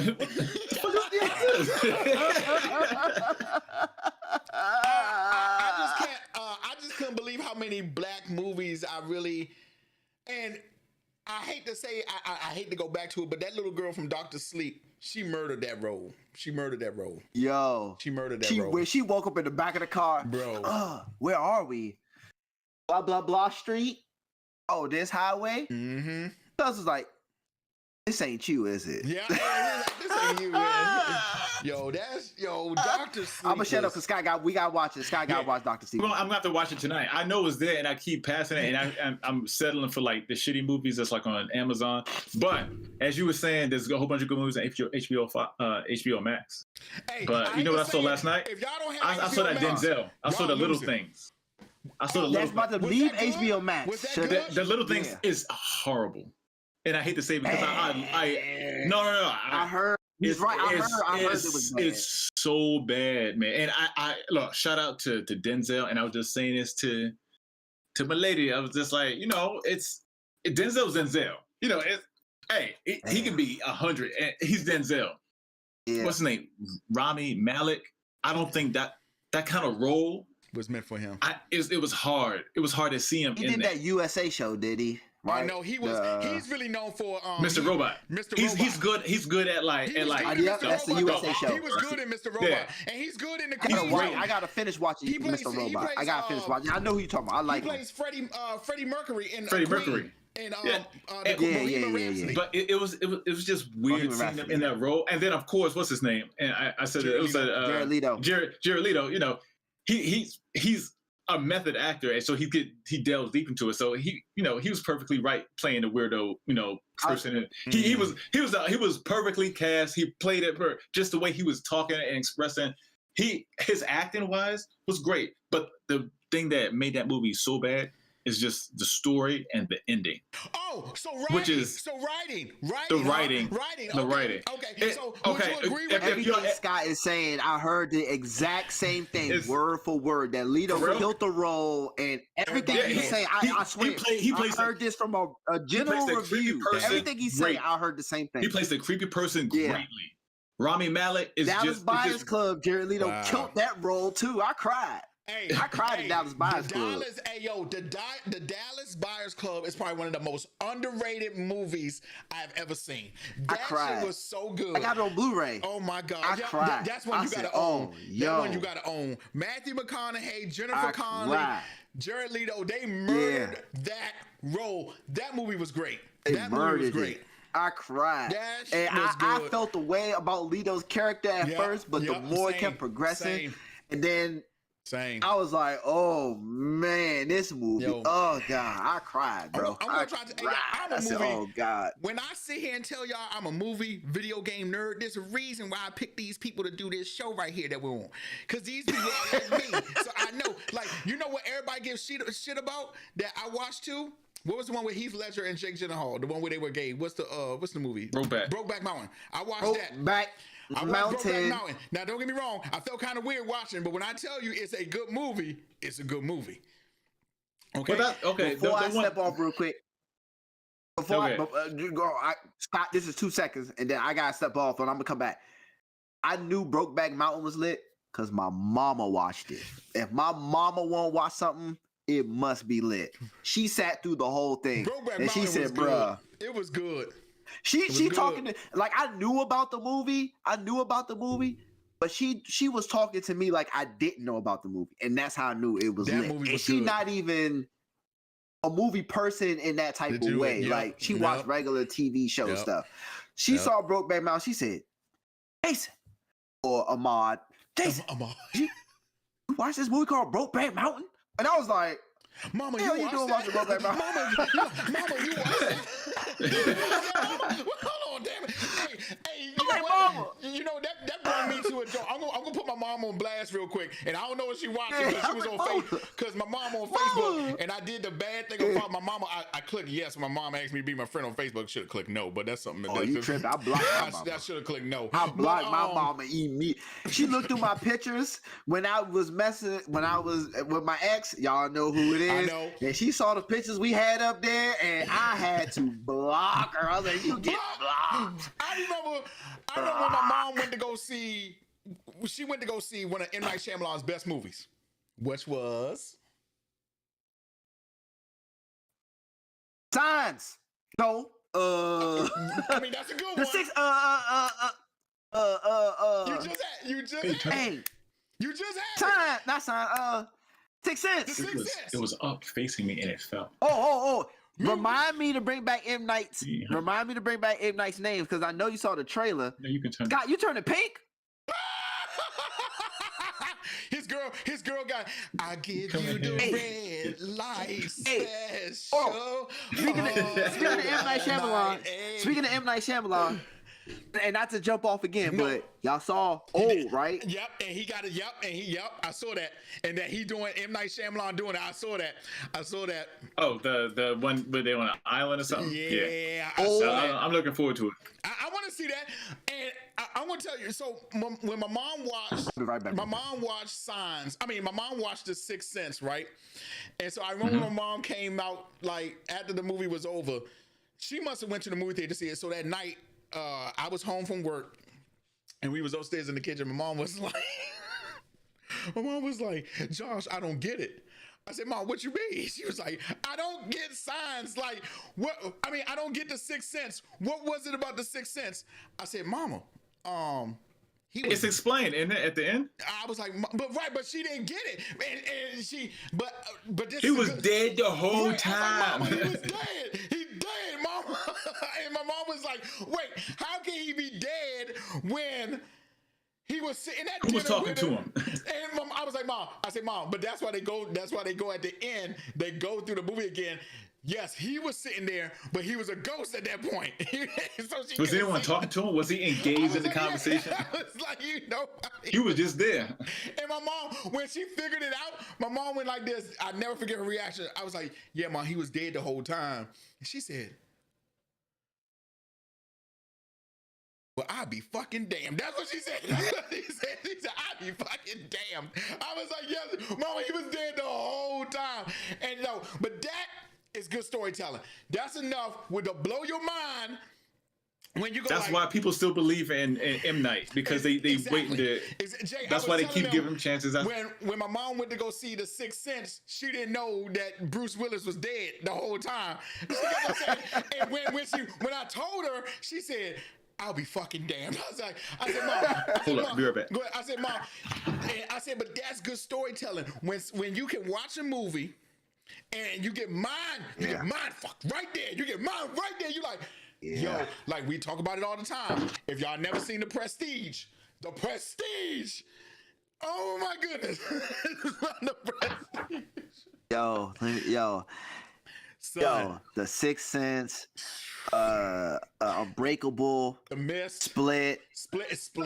Mist. I did watch. He keeps you hanging. I did watch the Mr. Glass. Told you. Remember I told you, son. It's like two different movies. It is. It's like two different movies, bro. It is because it's like the first half when he was chasing Split. When he was chasing Split, it was like. Okay, but when they caught all three of them, was yeah, like that was yeah. But you know what's funny? But I always tell people about you and me. When we went to the movie theaters, remember when we went to go see Split? When me and Jay went to go see Split, the movie theater probably had about, it was probably, I wouldn't say it was a full movie theater, but it was probably like maybe 85% full. Well, yeah, it was 85%. At the end of Split, when they show Bruce Willis, me, Jay, and probably only 3 other people were like, oh, yeah.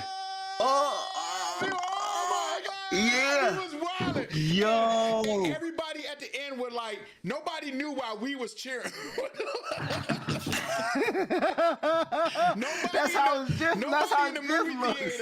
Nobody in the movie theater knew why we would, like, why everybody was losing their mind. While us 5 were losing our mind. So the girl at the movie theater, I literally said out loud, "Y'all never seen Unbreakable?" Y'all never seen Unbreakable? Oh, at the end of Split. Oh. And literally, this girl asked us, she was like, "Oh, why were y'all so high?" I was like, "Cause this movie connects to Unbreakable." And she had never seen Unbreakable, and we was like, "You need to watch Unbreakable." That was lit. That man put the newspaper down. His name was Mr. Glass. I said, and the way M. Night did that was great. That's why, like you said, people still have hope in M. Night. Because I'm not gonna lie to you, The Happening was trash. That movie was garbage. Mr. Glass was bad. No, Mr. Glass was bad too. We was just talking about that. Mr. Glass was bad. It was disappointing that you get all this and then it's their secret organization. It was just like, come on, the execution. Are we in agreement that his best movies were The Sixth Sense, Signs, The Village? You know what's crazy? I still haven't seen Signs like that. I haven't seen it. For all the way from the beginning. I feel so bad for not seeing the remake of it. I don't feel so bad for not seeing the remake of it. I know how popular it was, but I haven't seen it all the way from the beginning to the end. This is the classic Signs scene, son. This is the classic Signs scene. When the monster walk across the window, everybody in the movie theater lost their minds, son. And me and my brother laughed. I was in Alabama, and me and my brother died laughing, son. We was like, what? So, in fact, I would say that's the first time I heard about your boy Phoenix was, whatchamacallit. That's the first time I heard about Phoenix. Joaquin Phoenix. That's the first time I heard about him was when Signs came out. Swing for the fences. Man. The Happening. Swing back. Let me tell you. The Happening was bad. Was when they were the one with what's his name? The Earth was killing people. Yeah, that's when the Earth was killing people. That was and bad. People were throwing themselves off buildings and shit. That was bad. Yeah. That was bad. Let me bring. I love my mama. Shout out to mama. Bring my mama back up. I'm sitting on my mama computer. I had bootlegged The Happening. Yeah, and I'm going to publicly admit it because the movie was trash. Garbage. I bootlegged it. Garbage. It was bad. And I'm watching the movie, and the first, good 30, 45 hour, John Leguizamo is still alive. Yes, I'm spoiling it because the movie sucked. It was bad. You don't need to watch it. You don't need to watch it. It was alive, right? The lawnmower part, right? My mom stopped. My mom stopped. My mom is like, "What's this?" So she ends up. Me and her are sitting at the computer, like watching the movie together. We like, "Oh my God!" Right? And then when something said, "Oh, it's the Earth is mad at us, so it's releasing its toxins and it's killing." With Josh. No, done. It was garbage. It was so bad. I said the. You know what's crazy? I saw that movie in a movie theater, and it was revealed that the Earth was mad, but it's like you ever experience something when you hear it, but this shit not registering. Yeah, you like. It was one of those moments. That's how it was, and I kind of blocked that out of my memory.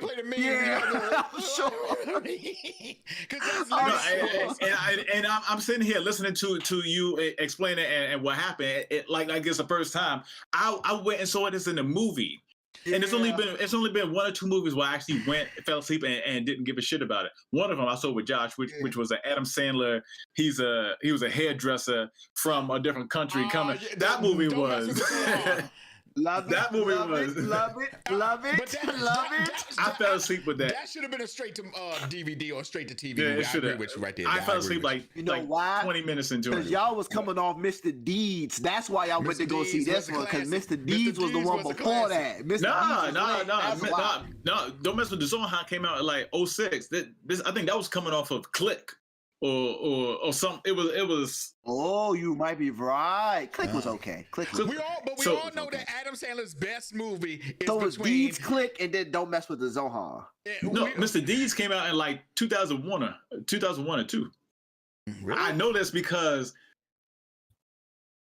we had a special cable box, right? A special cable box, huh? You had a special cable box. A special huh? cable box where at the time I could see all That's the right. movies. That's right. 2002. 2001, There 2002, you go. because there were movies on that cable Was box that the Click? that I saw Bedazzled with Brendan Fraser so many times. I saw Classic. that movie. That Classic. movie is hilarious, by the way. Wait. Elliot Shout out Richards to spitting glass at your ass. Yeah, we work hard and we play hard. You know, crazy. yeah, you know the sweat dripping down. You know, it was hard. Yeah. And you know what else? When we talk about Brandon Fraser, son, I always think about Blast from the Past. That movie was good too. I like Blast from the Past. Yeah. When he was in the bomb shelter. Casino Man. Casino Man. Encino Man. That was my movie. Casino Man. Oh my God. But yeah, I just blocked out all this. I got away from and I blocked out that happened. It was crazy. The happening was bad. Yo. So we are agreeing that Signs, The Sixth Sense, Lady in the Water. I know how y'all feel, but I do like Lady in the Water. I like Lady in the Water. I did.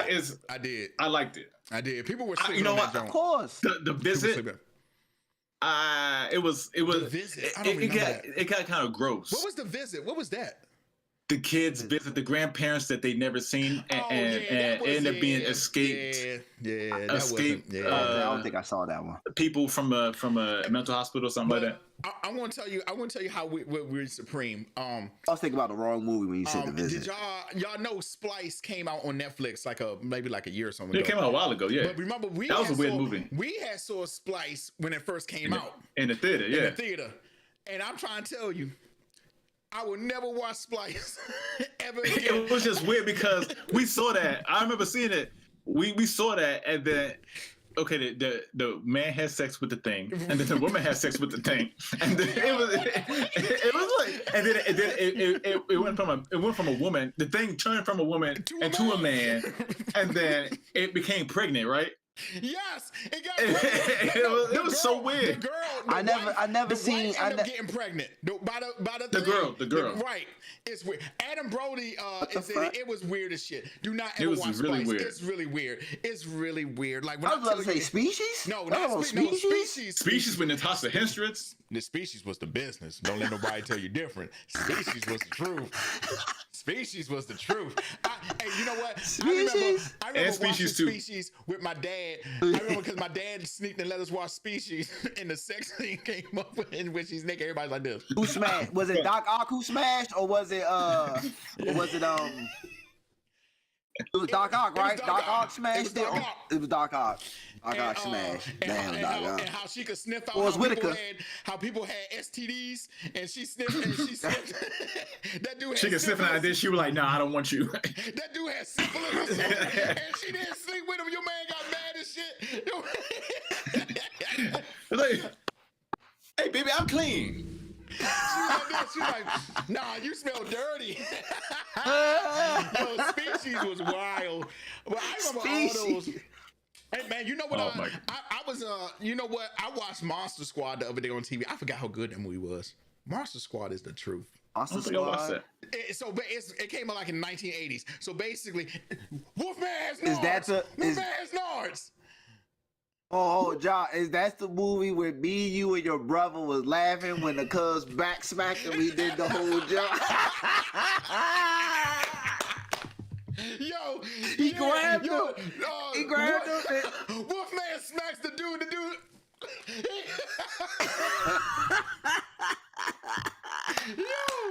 Yo, Monster Squad. Oh, when I tell you, Monster Squad Goonies. What else I used to watch? I love back then? Goonies, boy. Goonies is a classic. You bro. know I love Goonies. Goonies is a classic. Do the chalk. Do the chalk. Man. Good enough for me. Good. You remember that? That was Cindy Lauper. You remember that, Scott? I see that face you making. You don't remember that? That Cindy Lauper song? Do the truffle shuffle. Do the truffle shuffle. What he told you, man? Truffle shuffle. Do the truffle shuffle.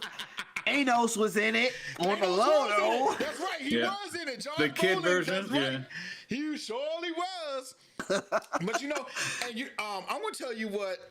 I ain't gonna lie to you, son. My mom has like, well, her picks in movie is very slim, but when she picks a movie, she watches every time it comes on TV. She watches Crimson Tide. So pre-COVID, I was over her house and she was watching Crimson Tide, and I really sat down and watched Crimson Tide, and I really didn't realize how good Crimson Tide is. That's probably bro. That's probably Denzel's top 5 movie. That's why Denzel Washington's top 5 movie. Top 5 movie. So I'm going Fallen. Fallen. Of course. Fallen is Denzel's best movie. Fallen. Malcolm X. Malcolm X. Glory. Crimson Tide. And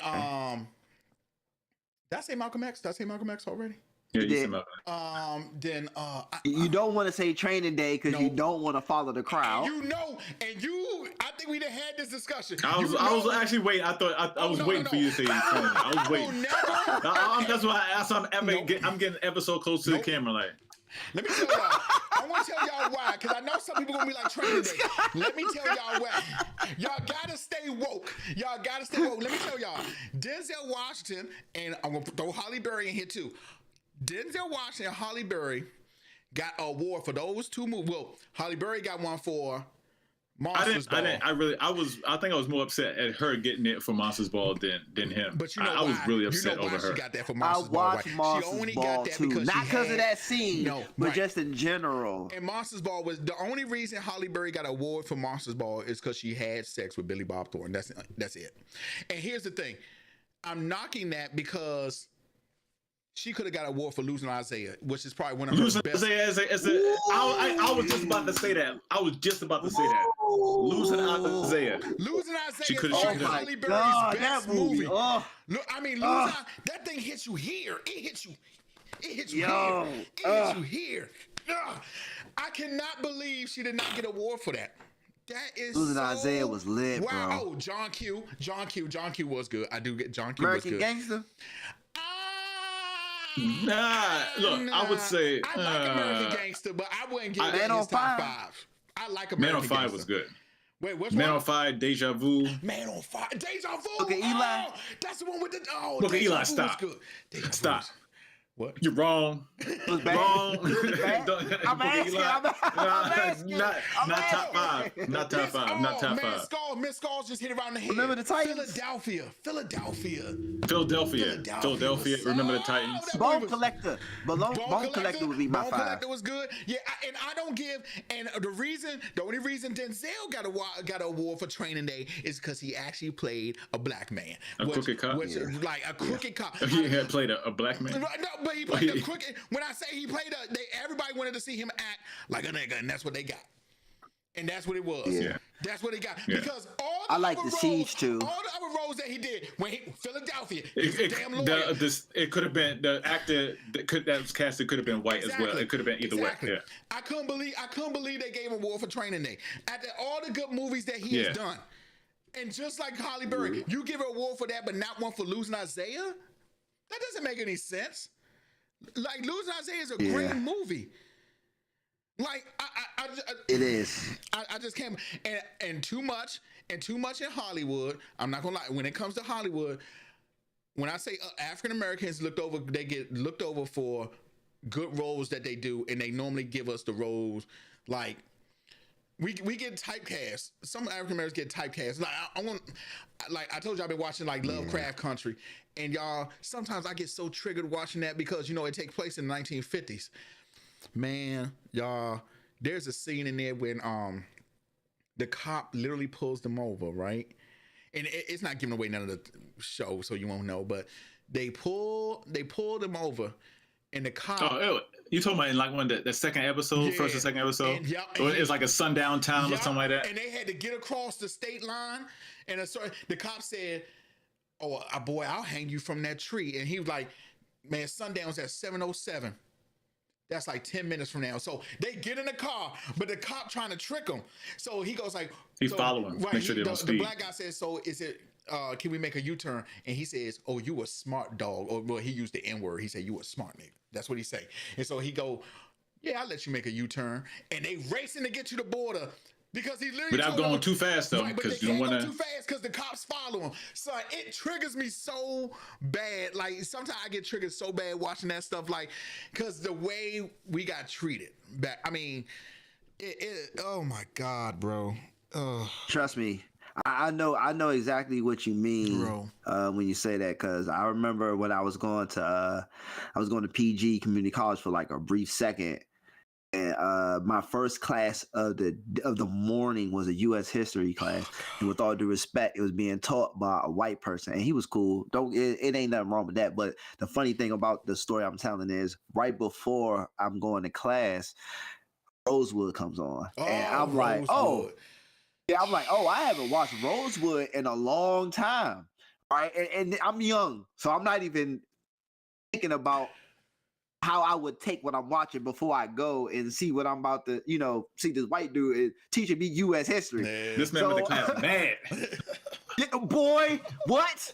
Sorry, I watched Rosewood, and then this dude teaches me U.S. history. He like, you Egypt, and I'm like, fuck, you know about Egypt? What you know about Egypt? What you mean? You talk about Africa and Egypt? What you mean? What you know? Name 5 countries in Africa right now, off top of your head. Man. And I was like, bro. And that's when I had to realize that before I deal with my fellow compadres who are not those type of people, I can't be watching movies like Rosewood and all that. So, like, no bull. Hey, watch it. I said, let me chill. When I tell you I was so triggered, I'm like, at any point, I'm like, oh God. But I definitely. Did y'all see A Night in Miami? Yes, I did see Night in Miami. That was good. I did like Night in Miami. That was good. Yeah, check it out, Scott. It didn't go the way I thought it would. It went big. It didn't. You got to see that, Scott. It's on Prime. It's on Prime. It's on Amazon Prime. You got to see that. It didn't go the way I thought it would. A Night in Miami is pretty, like, it's damn good. Like, and I'm gonna try to tell y'all, I to this day I have seen 12 Years a Slave, but I will never watch it again. I will never watch it again. Yeah, I watched it once and I had watch no. it again. Yeah. I would never watch it again. I'm good. I can't. I quit. Seeing an educated, articulate black man who shouldn't even be in that situation, be kept and it was a one watch thing. So good for Lupita, good for Lupita. The little brief scene with Brad Pitt, okay, but it was like it especially hurt just because. He's from the North. He's speaking articulately throughout the whole thing. Yeah. It's like that was what made me mad. And then they just like, oh, you staying? I was like, ooh. And then they kind of did that with Antebellum, but they executed it horribly. But So I can't, man. I can't. I'm tired. With all due respect, I'm fatigued. Yeah, I am. I agree. I agree with you. And I think the timing of everything that's going on now is making it even worse. It's making it even worse for us.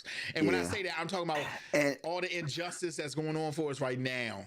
It's triggering. It's really triggering. It is. I agree. And to your Denzel top 5, you said Crimson Tide is in your 5, right? Crimson Tide is in my 5. Crimson Tide is in my 5. Like, for me, my list is the same with Fallen, Malcolm X. What else did we say? Fallen. You put Glory, but But Glory, I like Glory. I may take Glory out and replace with Philadelphia since Skull said it. Since Miss my other two is Bone Collector and Mo Better Blues. Man, Bone Collector. Mo Better Blues. Yeah. Man, Bone Collector was the business. Damn, Bone Collector was so good, bro. Bone Collector and Mo Better Blues is my 5. I love Mo Better Blues. When I think about Mo Better Blues, you know what that make me think about? A Devil in a Blue Dress. It really makes me think about Devil in a Blue Dress. And then Devil in a Blue Dress makes me think about Eve's Bayou. Oh Lord, don't get me talking about Eve's Bayou, bro. Oh my God, bro. I watched that on HBO Live, boy. Eve's Bayou, God. Son. And that's the same girl from Making Good. Making Good, and the other girl is from Lovecraft. She's a smeller. Yeah. He's a smell it. Yeah, smell it. Yo, I feel real dumb. Smollett. Hey, Smollett. Hold on. Juicy Smollett. No. Smell it, okay? It's well, her name is Smollett, but the homeboy is Smell It. And off topic, but on topic. On YouTube, I was looking up old black sitcoms because I was watching oh my god, The Brothers with Kadeem Hardison and all the Kadeem Hardison did a show called The Brothers, I think, or something like that. I was watching The Brothers and Sparks with Terrence Howard and all of them. And because I was watching it, you know how YouTube works. Your algorithm ends up, adjusting to what you was looking for. Mm-hmm. I did not know that the Smollett family had a sitcom together. They did, yeah. I did not know that. I didn't even know. Yeah, right. all the brothers, the sister had like little tiny itty bitty brother. Yeah, the baby, the whole nine. Yeah. I didn't know that. Miss Skulls, I definitely need to see the one with Janelle Monáe you talking about, the one that she got on Prime Video, the like little horror one. Antebellum. Antebellum. I want to see that. I heard that it is crazy, but it's good crazy. I heard it's good. I don't like that face you making right there, Scott. I don't like that face you making. I don't like that face you making. No, it's cool.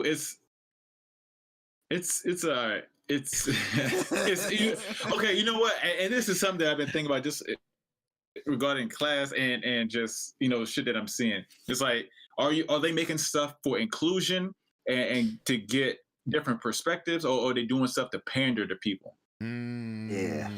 Between Brothers and Kadeem Hardison. This movie just seems like it's kind of pandering. But you know what? Black women are gonna love it, especially the end. They want black women will love the end. Damn. Yeah. But yeah, it's not a horrible movie, but I want to see that because I heard that was crazy. Like it's on Hulu also. You got Hulu? No, I don't got Hulu. I thought it was on. Is it on Prime? It's not on Prime. I don't think it's on Prime, but I know it's on. I know for a fact it's on Hulu. Oh man, I don't even have Hulu. Is it worth? Man, I don't need another streaming service. If I get it's not worth it. Just go to your. Hey, I can send you to a spot. Okay. that's no, I can send you to a spot that's safe. All right, just leave it like that, Scott. We don't want nobody shutting down the show, okay? I love it, bro. I love it. We all got our little, we all got our little, dark neck. Like, I know a guy. That's when you put your hand on the camera and be like this. I got you. Yeah, I got you. One of my coworkers who's an anime fan. Yeah, one of my coworkers is an anime. It was so funny. I was like, "Yo, I saw a clip of Demon Train. It was tough." He was like, "How did you see?" I was like, "I'll tell you later. I'll send it to you. Got you. Holler at your boy. Let me know." I just went the wrong. I know a guy. I got you. Yeah, I showed him the cover art. I was like, "Yeah, look." I was like, "I'll send it to you later." Man. We know. We here. we here. But yeah, we here. Hey man, I just want to take a time. The chat has been blowing up. Miss Skulls, you been in here. Ming been in here. My Jessica from work. Man, I appreciate the love that y'all show us on Blerd Talk. Ming. Like seriously, we really appreciate so much fun. And for everybody who's new, make sure you hit that follow, that subscribe button, whatever one you don't got to pay for. We ain't got there yet. When we get there, we got you. You know what I'm saying? But hit that follow button. Yeah. So, because it's about that time. We're winding up on 2 hours. So it's mullet. 2.5, but who counting? But who's counting? It's mullet. And in fact, that reminds me. Did you study this week? How's studying going? You know what was fucked up? I couldn't study. It was hard today. But it's good though. It's good. It's good. I got my assignments done. So good. Real good. I'm proud of you, Scott. I'm proud of you. I want you to keep doing what you're doing. You saying that shit because you record. Once you get up, you're gonna be like, motherfucker, you need to dedicate more time to us in the show. No, Miss Gall. No. Thank you in all that you do. I appreciate it, babe. Appreciate it. Yeah. I appreciate everybody that comes out because y'all don't understand. Like, there's sometimes when we in here just talking to ourselves, but that's cool though. You know what I'm saying? But we just we really started this because we just like talking about nerd crap. So you can catch us here every week when Scott don't gotta study because we don't like to interfere with his study time, and when Jason's not working, and when I'm not somewhere stuffing my face for food and gaining weight. So yeah, man. Working. So, yeah, man. Y'all, it is that time. It has come to an end. I'm going to finish watching Lovecraft Country. I love y'all like brothers. Y'all are my brothers. I'm watching Justice League. I'm about to watch Limited Dr. Sleep. before I start Static Shock. But make sure when you click on HBO, Director's cut. go to the bottom. It says director's cut. But in fact, we gonna talk about Dr. Sleep when you're done. Lit, yo, Dr. Sleep is lit. Dr. Sleep is probably, I don't know how that one flew under my radar. I really don't. I don't know how that flew under my radar. I don't know how it flew under your radar either. I kept putting it on the back burner. I kept putting it on the back burner because it came out like right. It came out when right when COVID started, right?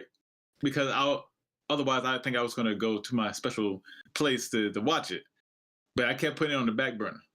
Oh, see, I don't even know. I don't even know how it flew under my radar. I really don't know. It started before COVID, 2019, November 8th. Damn. Oh, okay. Oh, okay. Thanksgiving. I mean, I ain't checking for movies in November, December. Yeah, that's probably what happened. That's probably what happened. Because you know what's funny? Because it's funny you say that, and I don't want to start like a whole new topic. But it's funny you say I looked at a list of movies that was supposed to have like trilogies, like supposed to be more movies made, and I saw Chronicles of Narnia, and I was like, oh yeah. And then I was like, wait a minute, one of the Narnias got messed up because it was released around the same time as another movie, and it got overshadowed so bad. Got put under the joint. Man, whole time, man, it's my co-worker Chantel, y'all. Big ups, Chantel. Big ups for watching the joke. I'm so glad we got Dr. people. Sleep. No, so Miss Cole's whole time in the chat, she was like, I text you. I was like, wait, what? And then it's my homegirl Chantel from work. I was like, hey, got the co-worker signing through to watch the game. Yo, that's what's up. Yeah. And speaking of Dr. Sleep, you know Stephen King hates The Shining with Jack Nicholson, right? You know he hates it, right? I heard that he did not like that. Yeah. And you know what's funny? Yeah. You don't like that, but I definitely feel like The Shining is somewhat of a staple for horror movies. I definitely feel like he is. Like does he hate it because of the story, or does he hate it because of how the director like took it? Because that woman had like a breakdown. Oh well. Yeah, what you saying? Apparently, I think that's the same way with the guy who wrote Willy Wonka and the Chocolate Factory. I'm pretty sure I heard somewhere that somebody hated the Gene Wilder one. Because there's a difference between Willy Wonka and Charlie and the Chocolate Factory, right? There's a difference. Yeah, something I read a while back has said that somebody didn't like the guy who wrote the book didn't like the Charlie Chocolate. Gene Wilder, because it was more focused on. There's more focus on Willy Wonka instead of Charlie, right? I always used to say, because I could be wrong, but I don't think Nicholson character in The Shining was supposed to die. I think he wasn't. It was something Stephen King. Stephen King didn't like the whole thing, but it was because doctors. Well, anyway, let me shut up. Just watch this guy. We'll talk about it next week. Let me talk about it next week. Let me shut up because I was about to literally almost spoil Dr. Sleep. So let me shut up. But yeah, it was something about he didn't like none of The Shining, the Jack Nicholson one, but it was a major thing about it that he was like, nah, I can't take it. He's like, I can't take it. Just like I found out that Robert Englund didn't like Nightmare on Elm Street 3, The Dream Warriors, which is the best Nightmare on Elm Street movie out of all of them. It is though. Yeah. It is. Wait, I've been seeing A Nightmare on Elm Street on HBO Max. Is that one in particular? And you know what I ended up watching? Actually, I ended up watching New Nightmare, which was not that good. But New Nightmare. You talk about where Robert Englund came back to direct New Nightmare. That's the one where he was dragging the girl on the roof of the hospital, right? No, New Nightmare. Where everybody was real. Yeah, everyone was real. Nancy was real. Yeah, everybody was real. Yeah. That joint was lit, bro. I didn't really like it that much. Well, maybe because I'm a huge Nightmare on Elm Street person. To me, the worst Nightmare on Elm Street is the second one. The second one. Well, the second one was the worst. Just to let you know, I still got your DVDs. Still got your Nightmare on Elm Street DVDs. Just to let you know, still got those. What the hell? That had to be like over 20 years. And you still got my long Halloween. I still got your long Halloween. The long Halloween's right here. The DVDs, I'm 99% sure are in that closet with the rest of the stack of DVDs. Oh my God! I'm gonna need that Nightmare. I'm gonna need them both back one day, bro. I'm about to pull up. Like I need both of them back. No, but the worst Nightmare on Elm Street to me is the second one. That's the one where he was possessing the kid. And the Dream Child, that's the fifth one where he was going to the weird looking kid. Yeah, the Alice's kid. That was the worst one. I hated that one. Those two were the worst ones to me.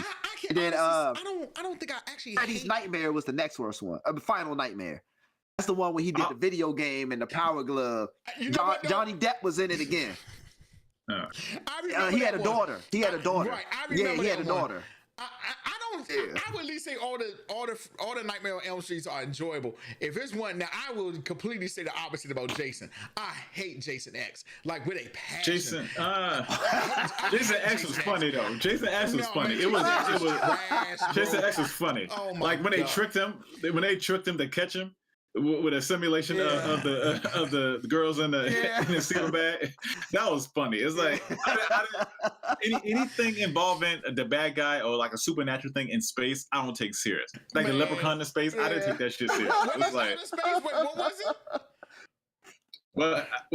What you said? What in outer space? I can't take it serious if they're in space. Now Leprechaun. I did like Freddy versus Jason though. Or anything in the hood. Leprechaun in space, Leprechaun in the hood. It's like it's like you can't take it serious. At that point, it's like it's ridiculous. Hey, I just want to let y'all know too. I watched the new Tales from the Hood too. Tales from the Hood. Wait, Tales from the Hood 2 I didn't like. Tales from the Hood 3 was better than the second one, but neither one come close to the first one. The first one is relevant. Just the shit that's going on now and today. It will hit hard. Chantel said like, they didn't do Jason versus Freddy no justice. I can't agree with that. I love Freddy versus Jason. Jason versus Freddy. I loved that. It was jokes. So, hey, just when he was talking about Kelly Rowland. Dark meat. That's why he thought he called it dark meat. Yo, your man was racist as all outdoors, bro. No, but when they finally put Jason to sleep, when they hit him with all the LSD or whatever, they stuck him in his neck and said, he went over. I was like, damn, Jason going night.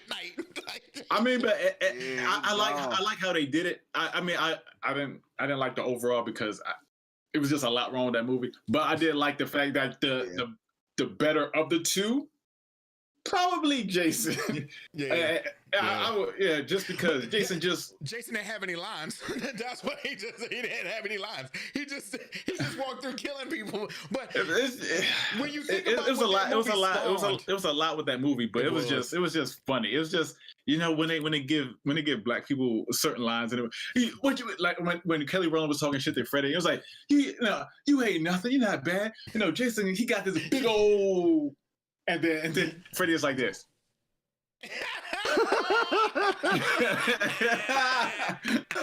Hide you. Ooh. Yeah, she was like, best Jason movie. Hey, I'm not gonna lie to you though. I had a crush on Kelly Rowland, but when Freddy versus Jason came out, I was in love. I knew by then I was in love with her. I knew it at that point. Kelly Rowland. I love Kelly Rowland, son. I love Kelly Rowland. Yeah. My favorite Jason movie is when he took Manhattan. That shit was hilarious. Oh, the box on the roof. Was like he was getting the business. He was giving it to him. He was and he had Jason, but the dude got tired though. Yeah. He had him. Then Jason, he said he told Jason, he's all right. You get one punch. He said, "Take your best shot." Jason said, grabbed him. I said, "Damn." Jason. Knocked his head off. It was like shit like that. It's like cuz in the pool of water. Son. Drown cuz in the water. Dude, and I want to tell y'all something. So when I first seen Jason and Freddy, I was a kid. But when I watch it now, I didn't realize how much story is actually in between those. Like Freddy, Freddy was actually a child. Like it's kind of deep when you think about it. Like he was a child molester that the town people actually killed when they found out. You know what I'm saying? Like when you actually think about the story for even with Jason. Jason he drowned, and just think about that. They weren't paying attention. He drowned because the counselors wasn't paying attention. His mother was killing people first. Smashing. Then he came back to kill. But then when you even think about the rest of the stories, how he kept coming back. Remember how they dug him up and the lightning rod gave the dude electricity. Okay. Yeah. Then, remember one time the girl had psychic powers. And the girl had psychic powers and she brought Jason back from the dead. Remember that? I said I don't remember that. I remember one of the later ones where he kept putting his heart in other people. That shit was nasty. That was Jason's dead. Jason Goes to Hell. Yeah, Jason Goes to Hell. Yeah, Jason Goes to Hell. Yeah. The whole one with the black doctor, that was just nasty. And the one with the one with psychic powers, that's Friday the 13th, the new generation. Okay. People actually want them. Thank you, Snyder, for Snyder cuts. People want them to release. There's a true uncut version of the psychic power one that you talking about. Wow. People want that released, but they was like they don't think it's gonna happen that it will ever be released. Chantel, I missed that. But I do like American Horror Story, but I missed 1984. That was supposed to be the one that was supposed to be like a whole, like they were at camp. It was supposed to be like Jason. Like a camp counselor thing. I have not seen that one. In fact, is that one on Netflix? Because if it is, I'm watching that. I think it is. Okay. Now, I will say this. The best American Horror Story season is Coven. Coven is the best American Horror Story. I like Coven. I like Murder House. Murder House. Yeah. Freak Show was weird. Freak Show was weird. Freak Show, Freak Show and Hotels when it started getting weird. Which one was Hotel? That was Lady Gaga, right? Lady Gaga one. That's when it started getting weird. It was weird, but I definitely think Freak Show is the least. Freak Show, I was kind of like, wait, what is this? Like, I ain't gonna lie. Then the one with it was like the end of the world or Cult or something. That one was good. Cult was good. That one, I like that one. Which one was the one that had to do with the election? And that was that's the one that I remember that one. I remember that one, but I think that one is Cult. I think you're right. No, Cult leads into the one with the wizards and the witches. Am I right? I think that if that's the Cult one, I think that leads to the one where the world ends or something like that. Right, exactly. And they're like in some the witches and the warlords. I say warlords, but wizards and the witches, they're on different sides. Warlocks, thank you. And I forget that one. But which one? It's like the end of the world or something. Yeah. But I stopped at the beginning of Cult. I couldn't get into that one where they like grinded up like Cheetos and then Evan Peters put it in his head. I was like, I don't know if I'm gonna get through the rest of this season because it's I don't know what the whole story or the whole plot of the season was about, but it was because it was around the time that Trump got elected. And I was like, exactly. I was like, exactly. They actually made a horror season on it, which I can see how they could, but I didn't like. Apocalypse. It wasn't intriguing. It wasn't intriguing. Yeah. Apocalypse. Yeah. That's the one. It's like I skipped Cult altogether. I went into Apocalypse, and then I didn't have cable, so I just saw like I just saw like the first like 5 episodes. Apocalypse was good though. My Twitter is at JRobDidIt1. You can send your hate mail there. I've never seen one episode of American. Wow, not one. I work. Probably was at work when it came on. Jay, sorry, y'all. It's on Netflix. It's on Netflix, though? It's on Netflix, yeah. It's on Netflix. You gotta watch it. It's grade A. It's grade A. I might just. I heard a lot of stuff. I might just go back to Apocalypse and try to catch it. I don't know if you're hating on don't send it to Blerd. It's not his fault. Apocalypse was good. I gotta finish Apocalypse, but I don't know if I can get through Cult. Roanoke was good. Roanoke was good. Yes, that's one. Yes. Roanoke was good. That one was with Kathy. Yeah, that one was good. Yeah. I'll catch it though. I'll watch it. Thank you for reminding. I totally forgot about American Horror Story to like catch and watch it. Just like Game of Thrones, I've never seen one millisecond. Jay, it's cool. I haven't seen it. American Horror Story, 1984. It's on there. 1984. Okay. Yeah, I found it. It's on there. Netflix. Okay, I'll check it out there. Oh, speaking of you showing apps. I downloaded the CW app, waiting for Superman and Lois to hit the app so I can watch it while I'm at work. To hell with Black Lightning. I can wait for that till later. Wait till Netflix. Yeah, I wait for Netflix for Black Lightning, but I had to catch some Superman and Lois. That joke getting rave reviews. Even Rotten Tomatoes done lost their mind with Superman and Lois. And I want to tell y'all, it starts next Tuesday, right? I think so. Even Rotten Tomatoes was like, "Hey, it's lit." They talking big. They talking big about they said it's Superman lit. and Lois. They say that thing is the business. They say that, but I will tell y'all We'll this. see. I did try to watch Batwoman again. I saw last week's episode. Yeah, I saw last week's episode. CW app too. You know what they're doing with with Batwoman? They infuse two things. One, they're infusing like a lot of race related stuff, which is understood. Now She's black, right? Yeah, but it's going crazy. Okay. Two, they're keeping the story kind of hindered because Kate is supposed to be dead, but she hasn't been in an episode. So what the reasoning behind that is that I think they anticipate her maybe making a special appearance in the near future, but they keep like hovering the fact that she may or may not be alive, and that's kind of hindering the storyline also. So it's those two things. I think Batwoman's not going to get another season after this. I think they already been renewed. I think they already been renewed for this season. No, for this season and then the third season. Oh, yeah. Wow. Okay, wasn't expecting that, but okay. Wow. Yeah. We just need to stop that when a black person's in a certain role. We got to have some type of undertone. Every episode. This past episode was about her living in an orphanage, and then she got abducted, and then the whole thing was about the woman that abducted her was like, look, nobody's care about you. You're black. And then it was like that. And then Chantel just said the same thing. She said, I'm a fan that the actress for Batwoman is from PG. Did not know that. And I agree. Oh, she is? She's a good Bat. She does the role good, but the story. She's good. But the story and the writing is horrible. Because you can tell the writers are white. Yeah, and I will even tell you this. The story when Batwoman was with Ruby Rose, it wasn't good. The story wasn't good with that. Then that just means that the writers are shit. So it doesn't matter if you're black, white, gay, straight. I have said this plenty of times. I have for other shows.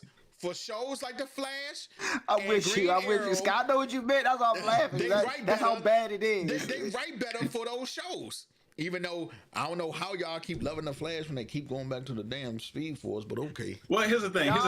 Man, bro. This is a whole new thing. We were supposed to be over here like 20 minutes, but it's cool though because with The Flash is that it has its built-in fan base. It does.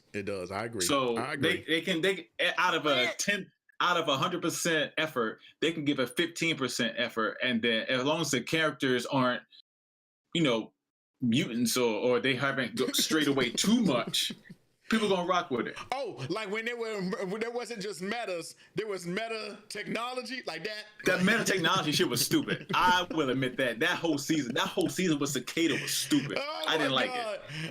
Only part of that season I liked was Reverse Flash. Bashing Smallville. If you keep coming for Flash, you gotta leave my man alone. Let me say this. Don't get me wrong.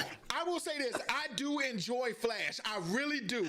I do enjoy Flash. What I don't enjoy sometimes is like when I feel like there's no other options and how shit just need to happen. It's like, say it again. Let's go to Speed Force.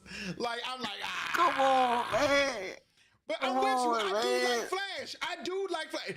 I think Flash exceeds way over where Green Arrow was, even though I thought Green Arrow was good until they got back. Here we go. I'm with Josh on this.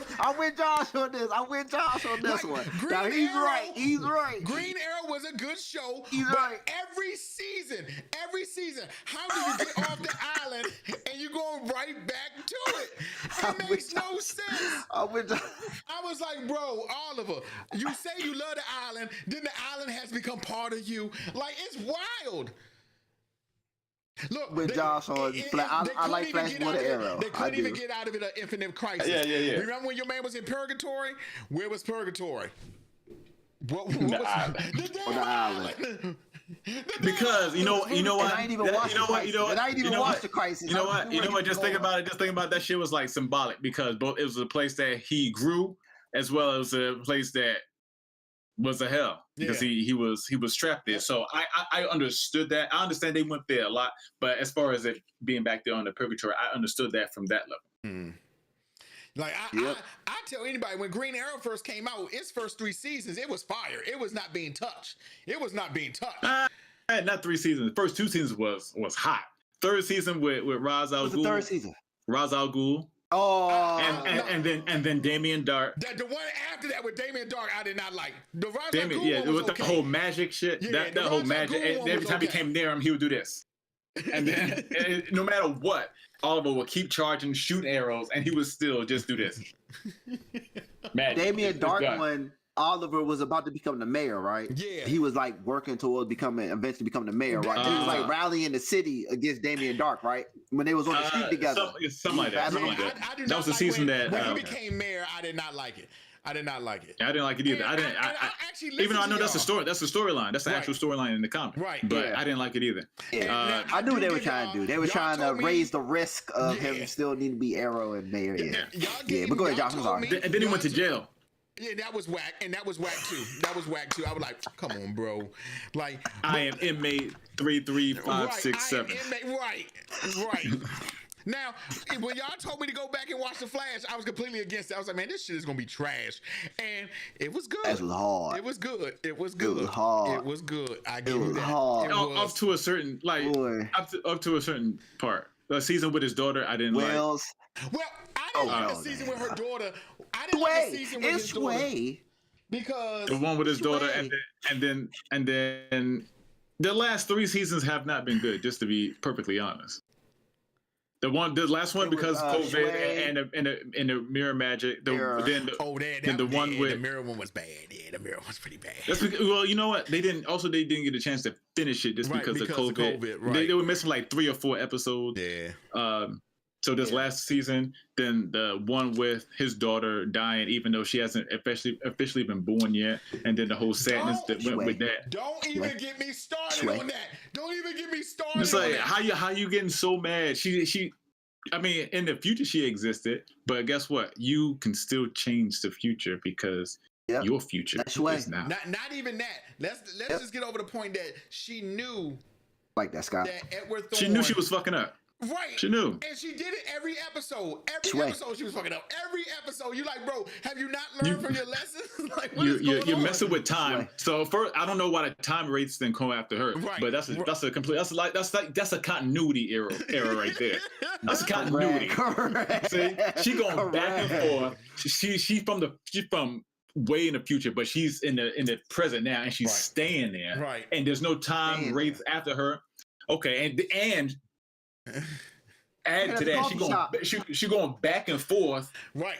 Going to see Wells in jail. Right. It's like, right. It was a lot. I think they could have done that without her being there. If they could have done that whole season without her being there, and like it would have made it different. It would have made it like. Wait, that was the same season as Cicada. That she was there, right? Yes, that was the same season. Yeah, that season. Well, of course. What's his name? I was about to call him Calvin Klein, but what's his name? Chris. Yo, I didn't really. Chris Klein. I didn't realize how he went into his daughter's memory, right, or brain, whatever she did. So and then her daughter came from the future. Then it was his. It's adopted. It was his niece, but niece.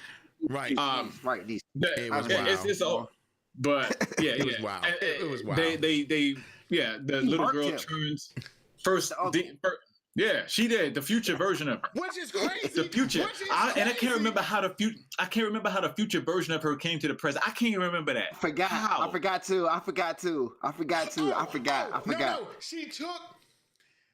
They had the time traveling machine, the one that Wells built, Reverse Flash had. Yeah, and then she took it to us, and that's how which is crazy because the little girl loved her uncle, but because she was upset that she wanted her to be good, she killed him.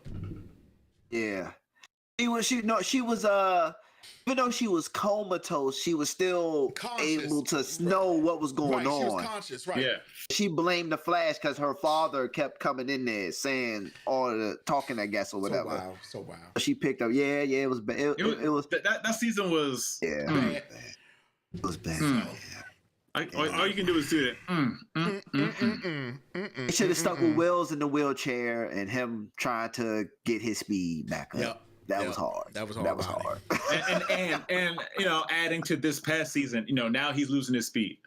He's at a certain percentage before because he destroyed the Speed Force. Because I know how much Josh loved the Speed Force. Guess what? They're about to make their own Speed Force. They're about to create it. Hey, we live, Josh. Hey, where Wally is Barry and Barry is Wally. Let's go, Josh. We love it.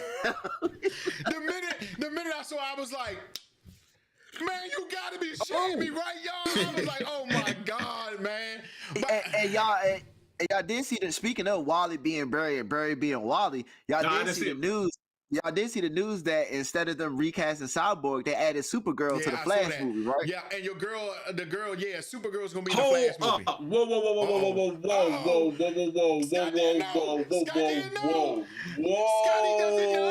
Scotty doesn't know.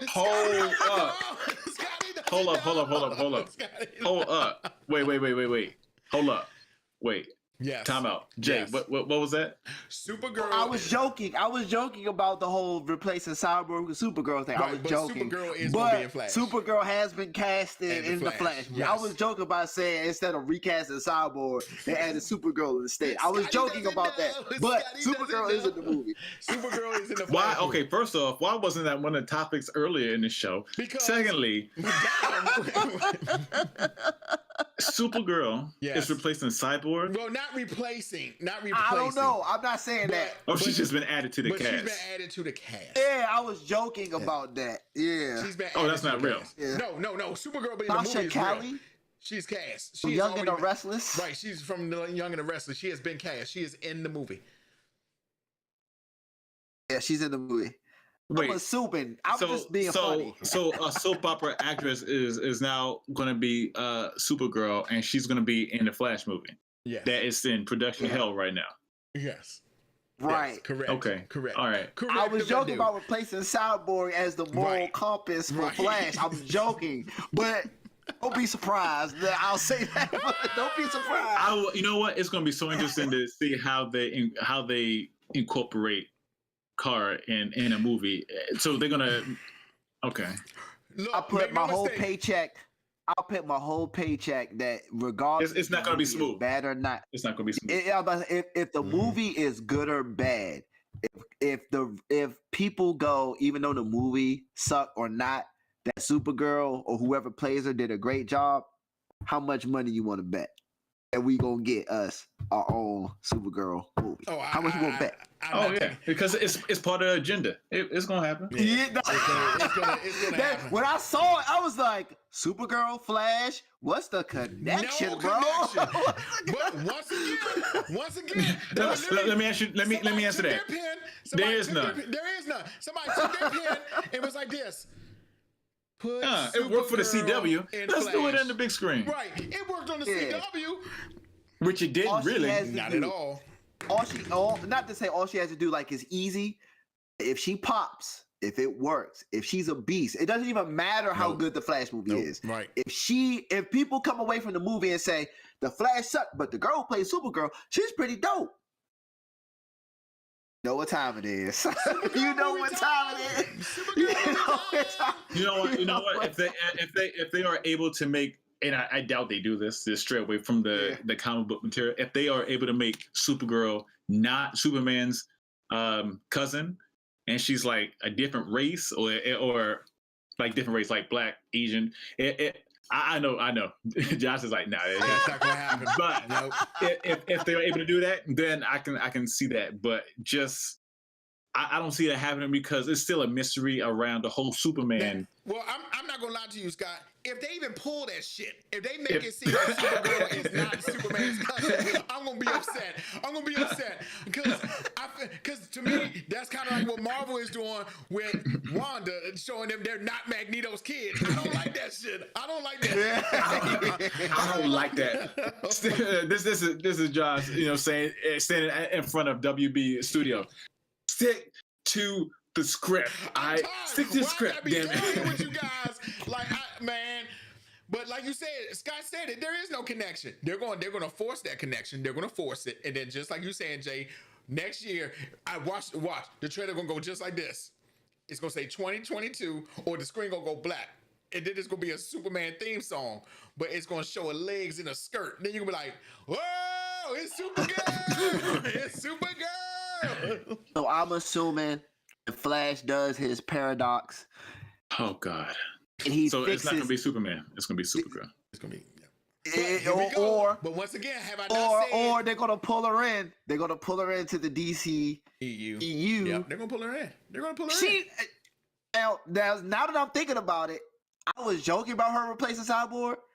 She might really replace Cyborg. It might be Wonder Woman, Aquaman, Superman, Supergirl, and Flash, bro. They might really try to shoot for this, bro. Because I'd rather fucking Martian Manhunter than the Supergirl, for real. It's like, come on. Right, Martian would be a better connect with that. Right, Martian would be a better connect. But I want to try to tell you, I hate to say this. For the agenda. I hate to say this, but Ray kind of screwed Cyborg. He really did.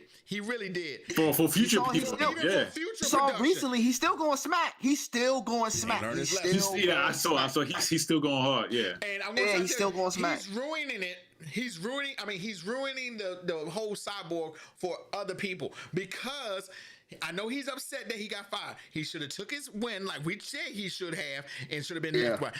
No job is perfect. Yeah. You're not going to work a perfect job, okay? Get the fuck over it. Yeah. So this is what's going on. Yeah.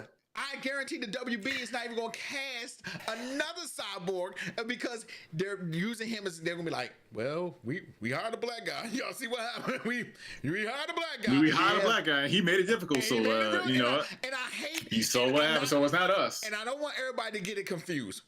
Here it is. In the real world, there's going to be a job you don't like. That's just how life works. Okay, that's just how it works. I've had many. Okay, I was there for years with the Z. He won his battle with Whedon. He won it. He won his battle. Okay, the new director. You got mad at the new director. What else? Was he the director, or was he the producer? Or something? The president or something like that? Okay, the president is the biggest enabler. Right? Yeah, Hamada is the biggest enabler. And he doesn't want to work on any projects with him. They say you're no longer in the Flash movie because the president is attached to it. Right. It's like, cool. Goodbye. What do you want from that? He's like, oh, you threatening to withdraw your services from ours? Oh. Yes. Okay. They probably told him when they fired him, it doesn't matter anyway. We're just gonna flashpoint your ass out of the whole existence. We're just gonna flashpoint your ass out of the existence. So it really doesn't matter. Pretty much. So he and you know what? I'm not mad that he stood up for what, but at this point it sounds like he's complaining. It's facts. He's complaining at this point. You're complaining. At this point, it's like, okay, you got your win, but what you're doing now is to the detriment of possibly your career. And then he's he's a good actor. He was great. He was great. And Cyborg, he is literally, I've said it many times, he is the best part about Justice League. He really is. And now there ain't many, but. And now look where he put himself at. Look where he put himself at. I mean, oh my God. And then at this point, like you're saying, you know, we discussed this, Scott, when you said he ain't that big for somebody to go like, oh, okay, he ain't that big for that. Okay, bye. Like, you ain't, goodbye. But it's nice. I understand, you know, he felt strongly about it. And in this day and age, with this PC world, I understand, you know, you voice yourself loud enough to a certain group and get heard, you would be listened to. And this I'm quite sure there are a ton of people on his side, in his corner. But with saying that, you also got to understand, sometimes you take your win, right? And sometimes you got to know when to stop pushing, because then you start affecting people. You're affecting other people. Right. You start affecting other people, and you start going after other people that really didn't have anything to do with it. Right. Because they took a picture, or because they hired them, doesn't mean that they stand by the way that they specifically treated you. Or no, it's just like, okay, they did a good job. I know their work. I'm familiar with their work, so I'm gonna hire them for this. No, don't be coming at me because I got a job to do. Right. And this is in regards to Hamada. I was like, don't come at me. Look, I understand you had your gripe with this person. This person addressed it. You two had your conflict. All right, that is not resolved, but it is what it is. You get big now. You coming at me? No. Yep. Hold on. Watch yourself. God, watch yourself. Ray, you know what that says on the deal? President. President. Scott. Yep. Scott, you pulled up the book a couple weeks ago. Do not go past the victory you were aiming for. Don't go past it. Right. Don't go past it. Yep. Good. And he won. You proved it. He proved it. He proved it with. And see, he proved it and Gal Gadot. Right. But it yeah. And then, but so now I feel like he's really messing up his career. Like you were saying, we may not see him in another thing ever. We may not even see him in another movie. I was joking, but now that I think about it, Supergirl might be his spiritual replacement. Yeah, why wouldn't she? Why wouldn't she? Maybe not in terms of her motivation for Flash, because we know Cyborg and Flash were more best friends due to the conception of Teen Titans. Mm-hmm. But in some type of way, she probably is spiritually Cyborg's replacement. Yep. On top of Martian the Manhunter. You know what I'm saying? He was already pegged to be in the movie. Hey, y'all remember y'all remember when because now the only minority being showed is what, Jason Momoa? I'm about to say. And Gal Gadot, which is like Gal Gadot. Yeah. And I definitely feel like he did so good being Victor. He really did, Victor Stone. He did such a good job. His lines and the execution of the lines, his delivery, great. The way he spoke, and you know what I appreciated? He had the way he spoke was just like Victor. Like, I mean, he was dope. He was articulate. He was a genius. He was. Well, Wonder Woman, why don't you help us? Oh, help y'all? Who gonna help me? Look at me, man. I'm out. Man, I'm out. Help y'all. Yeah, who gonna help me? Who gonna help me? Turned off all the power. Pulled up with the hoodie, had the Cyborg hoodie on and everything. Just trying to tell you, bro. You rang. Was looking for me. I can't, what? Man, God, I'm so. You was looking for me. I can't wait to see the new Justice League, though. I'm really with the shits on that. I'm really with the shits. He tweeted, "Snyder cut is justice." That's what he tweeted. Ray Fisher tweeted that in promotion for a Snyder cut. Snyder cut is justice. So you know what? Maybe the thing, he may still have it in have a good connection with Snyder for whatever future projects that he may be a part of. So that's why when you say he may not be in a movie, that may be like extreme. I don't think that's possible because he is a notable name, more so for this than the actual, him being an actor and being in the movie. But I think he'll get an opportunity. They just may not be as Cyborg. More. Mm-hmm. Yeah. It may not be as much as maybe before, All right. Don't get it twisted. Just like Josh keeps saying. Don't get it twisted. I'm not saying you should have said that because your career. Right. And it's not a thing of I don't want to never see you in any other movie role ever in life. That's not what I'm saying. Just relax. That's why I'm like, all right, cool. Hey, wait. This is what I say. This is what I say. To burn the bridge, not rock with Hamada. Don't burn that bridge. I get that. But okay. Okay. That's me. You remember the whole thing with Terry Crews, right? Oh God! All right, that is a time where you keep voicing it until some shit is done. Right. That's extreme. You talk about when he said that when he was broke or whatever. Well, the at the company, agency, or whatever. That's when you need to like keep going hard. Like that's when you go hard. Agree. And not wait until a movement happens and then you voice your at that point in time, because that's some off the wall stuff. Man or woman, 100%. They grabbed this, but and like you said, man or woman. That's where you. This confidence has been ruined by empathy. That's why I said man or woman. Yep. But I'm just saying. But the reason why I specifically chose him is because black men are black men. Right. With the whole Ray Fisher thing, it's not saying it's morally or not moral. Not saying it's ethically. I've used my stuff from class. Ethically correct. Do your thing. But you're gonna hear some. The fuck's wrong with you? Do your fucking job. Mm-hmm. No, turn around, say it this fucking way. What are you, stupid? Now you may hear some shit like that. You may now in this PC world, saying the shit like that now, it's a no-go.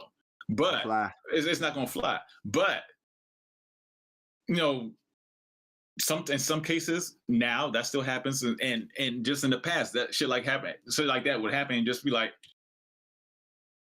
all right, whatever. Okay, and just do it. Whatever. Yeah. Mm-hmm. Yeah. And going hard and they verbally abuse me or they hurt my feelings or whatever the case he's going hard for. It's like, okay, you got your apology, you got your acknowledgement that this was happening. Okay. Yep. Cool. Go to Marvel. Go to Marvel. Right. Right, that's what I'm saying. Don't. It's like you've seen South Park where you're beating a dead horse. It's like you won. Right.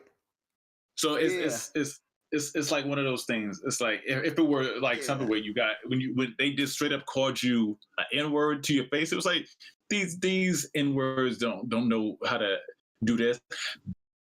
Then because then you have a guy who's being backed by a huge production company that is allowing this, and then you backing them, you hired them, okay, so you willingly or an accomplice or whatever, and go down the line, right?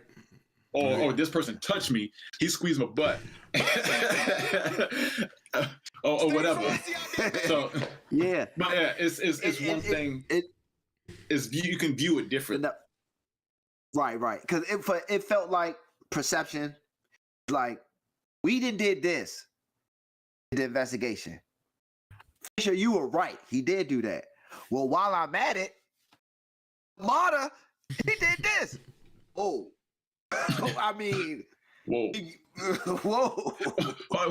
Not saying his position. Not saying his position of power changes. Like not saying his position of power should mean anything against fighting back, but you going enabling? What do you mean? Because we didn't part with Hamada. What do you hope to gain from mentioning Hamada? Right. What is and they just re-signed Hamada. They just extended him. Oh my God. Yeah, they did. They extended him close to that time. And then with him going, Hamada's enabling, it's like, whoa. And then he goes, I don't want to do any project that has Hamada attached to it. Whoa. Well, you know what? That's you say that like it's easy. But I guarantee you it's easier for Hamada to be like, I don't want to have any project associated with you. Right. It's way easier for him to say that. And it's like, whoa. Now, like I said, I'm not saying continue to work with Hamada. Do your Snyder Cut, do your Flash movie, get the royalties, and when they try to call you for a Cyborg movie, say hell no, because I'm the new Black Lightning for MCU. You know what? You can, when they bring Static Shock, grow your hair out. Yeah, hey, I'm Static. Do your thing. Do your thing. You can be Virgil. Yeah, I'm Static now. You can be Virgil. Look, when Jared Leto decided to be Morbius, you know what the reaction was? Of course he'll be Morbius. He was over there with them bums and Warner Brothers and DCEU, and they screwed him up. Now he wants to join the winning team. Facts. Because the first thing I said when I saw him being Morbius, I was like, he's gonna murder that shit. He's gonna murder that shit. He complained about the role. He complained about how they took so much from the scenes from as him being Joker. He did all that complaining. Yeah, and then all of a sudden it's announced that he's Morbius. And everybody perception-wise said, left them bums at Warner Brothers and DCEU. He left them high and dry because he see Disney is the winning team. Man, Just do that. That would have kicked Warner Brothers in the nuts. He was pretty vocal. vocal. Would have been like, I'm so sorry. He was pretty vocal about that, about his time with DC too. He was like, they cut out half of my movie. They cut out half this movie. And watching Suicide Squad, the director's cut, they were right. I'm like, damn, they were right. God damn. They were right. They were right. Though they cut out. Yeah, like I said, I text Josh, and before I even said the rating of the movie, I literally said to him, "What you mean Joker wasn't in Suicide Squad? He was all over that film." And I was like, in the regular version, he probably had a total of 10 minutes. A total of 10 minutes. Yeah. I was like, "What you talking about, Josh? Joker was all over this movie." And I was like, Jay, did we watch the same fucking movie here? Because I was like, hold on, bro. There's no way possible, bro. There's no way. Josh was like, we didn't watch the same movie.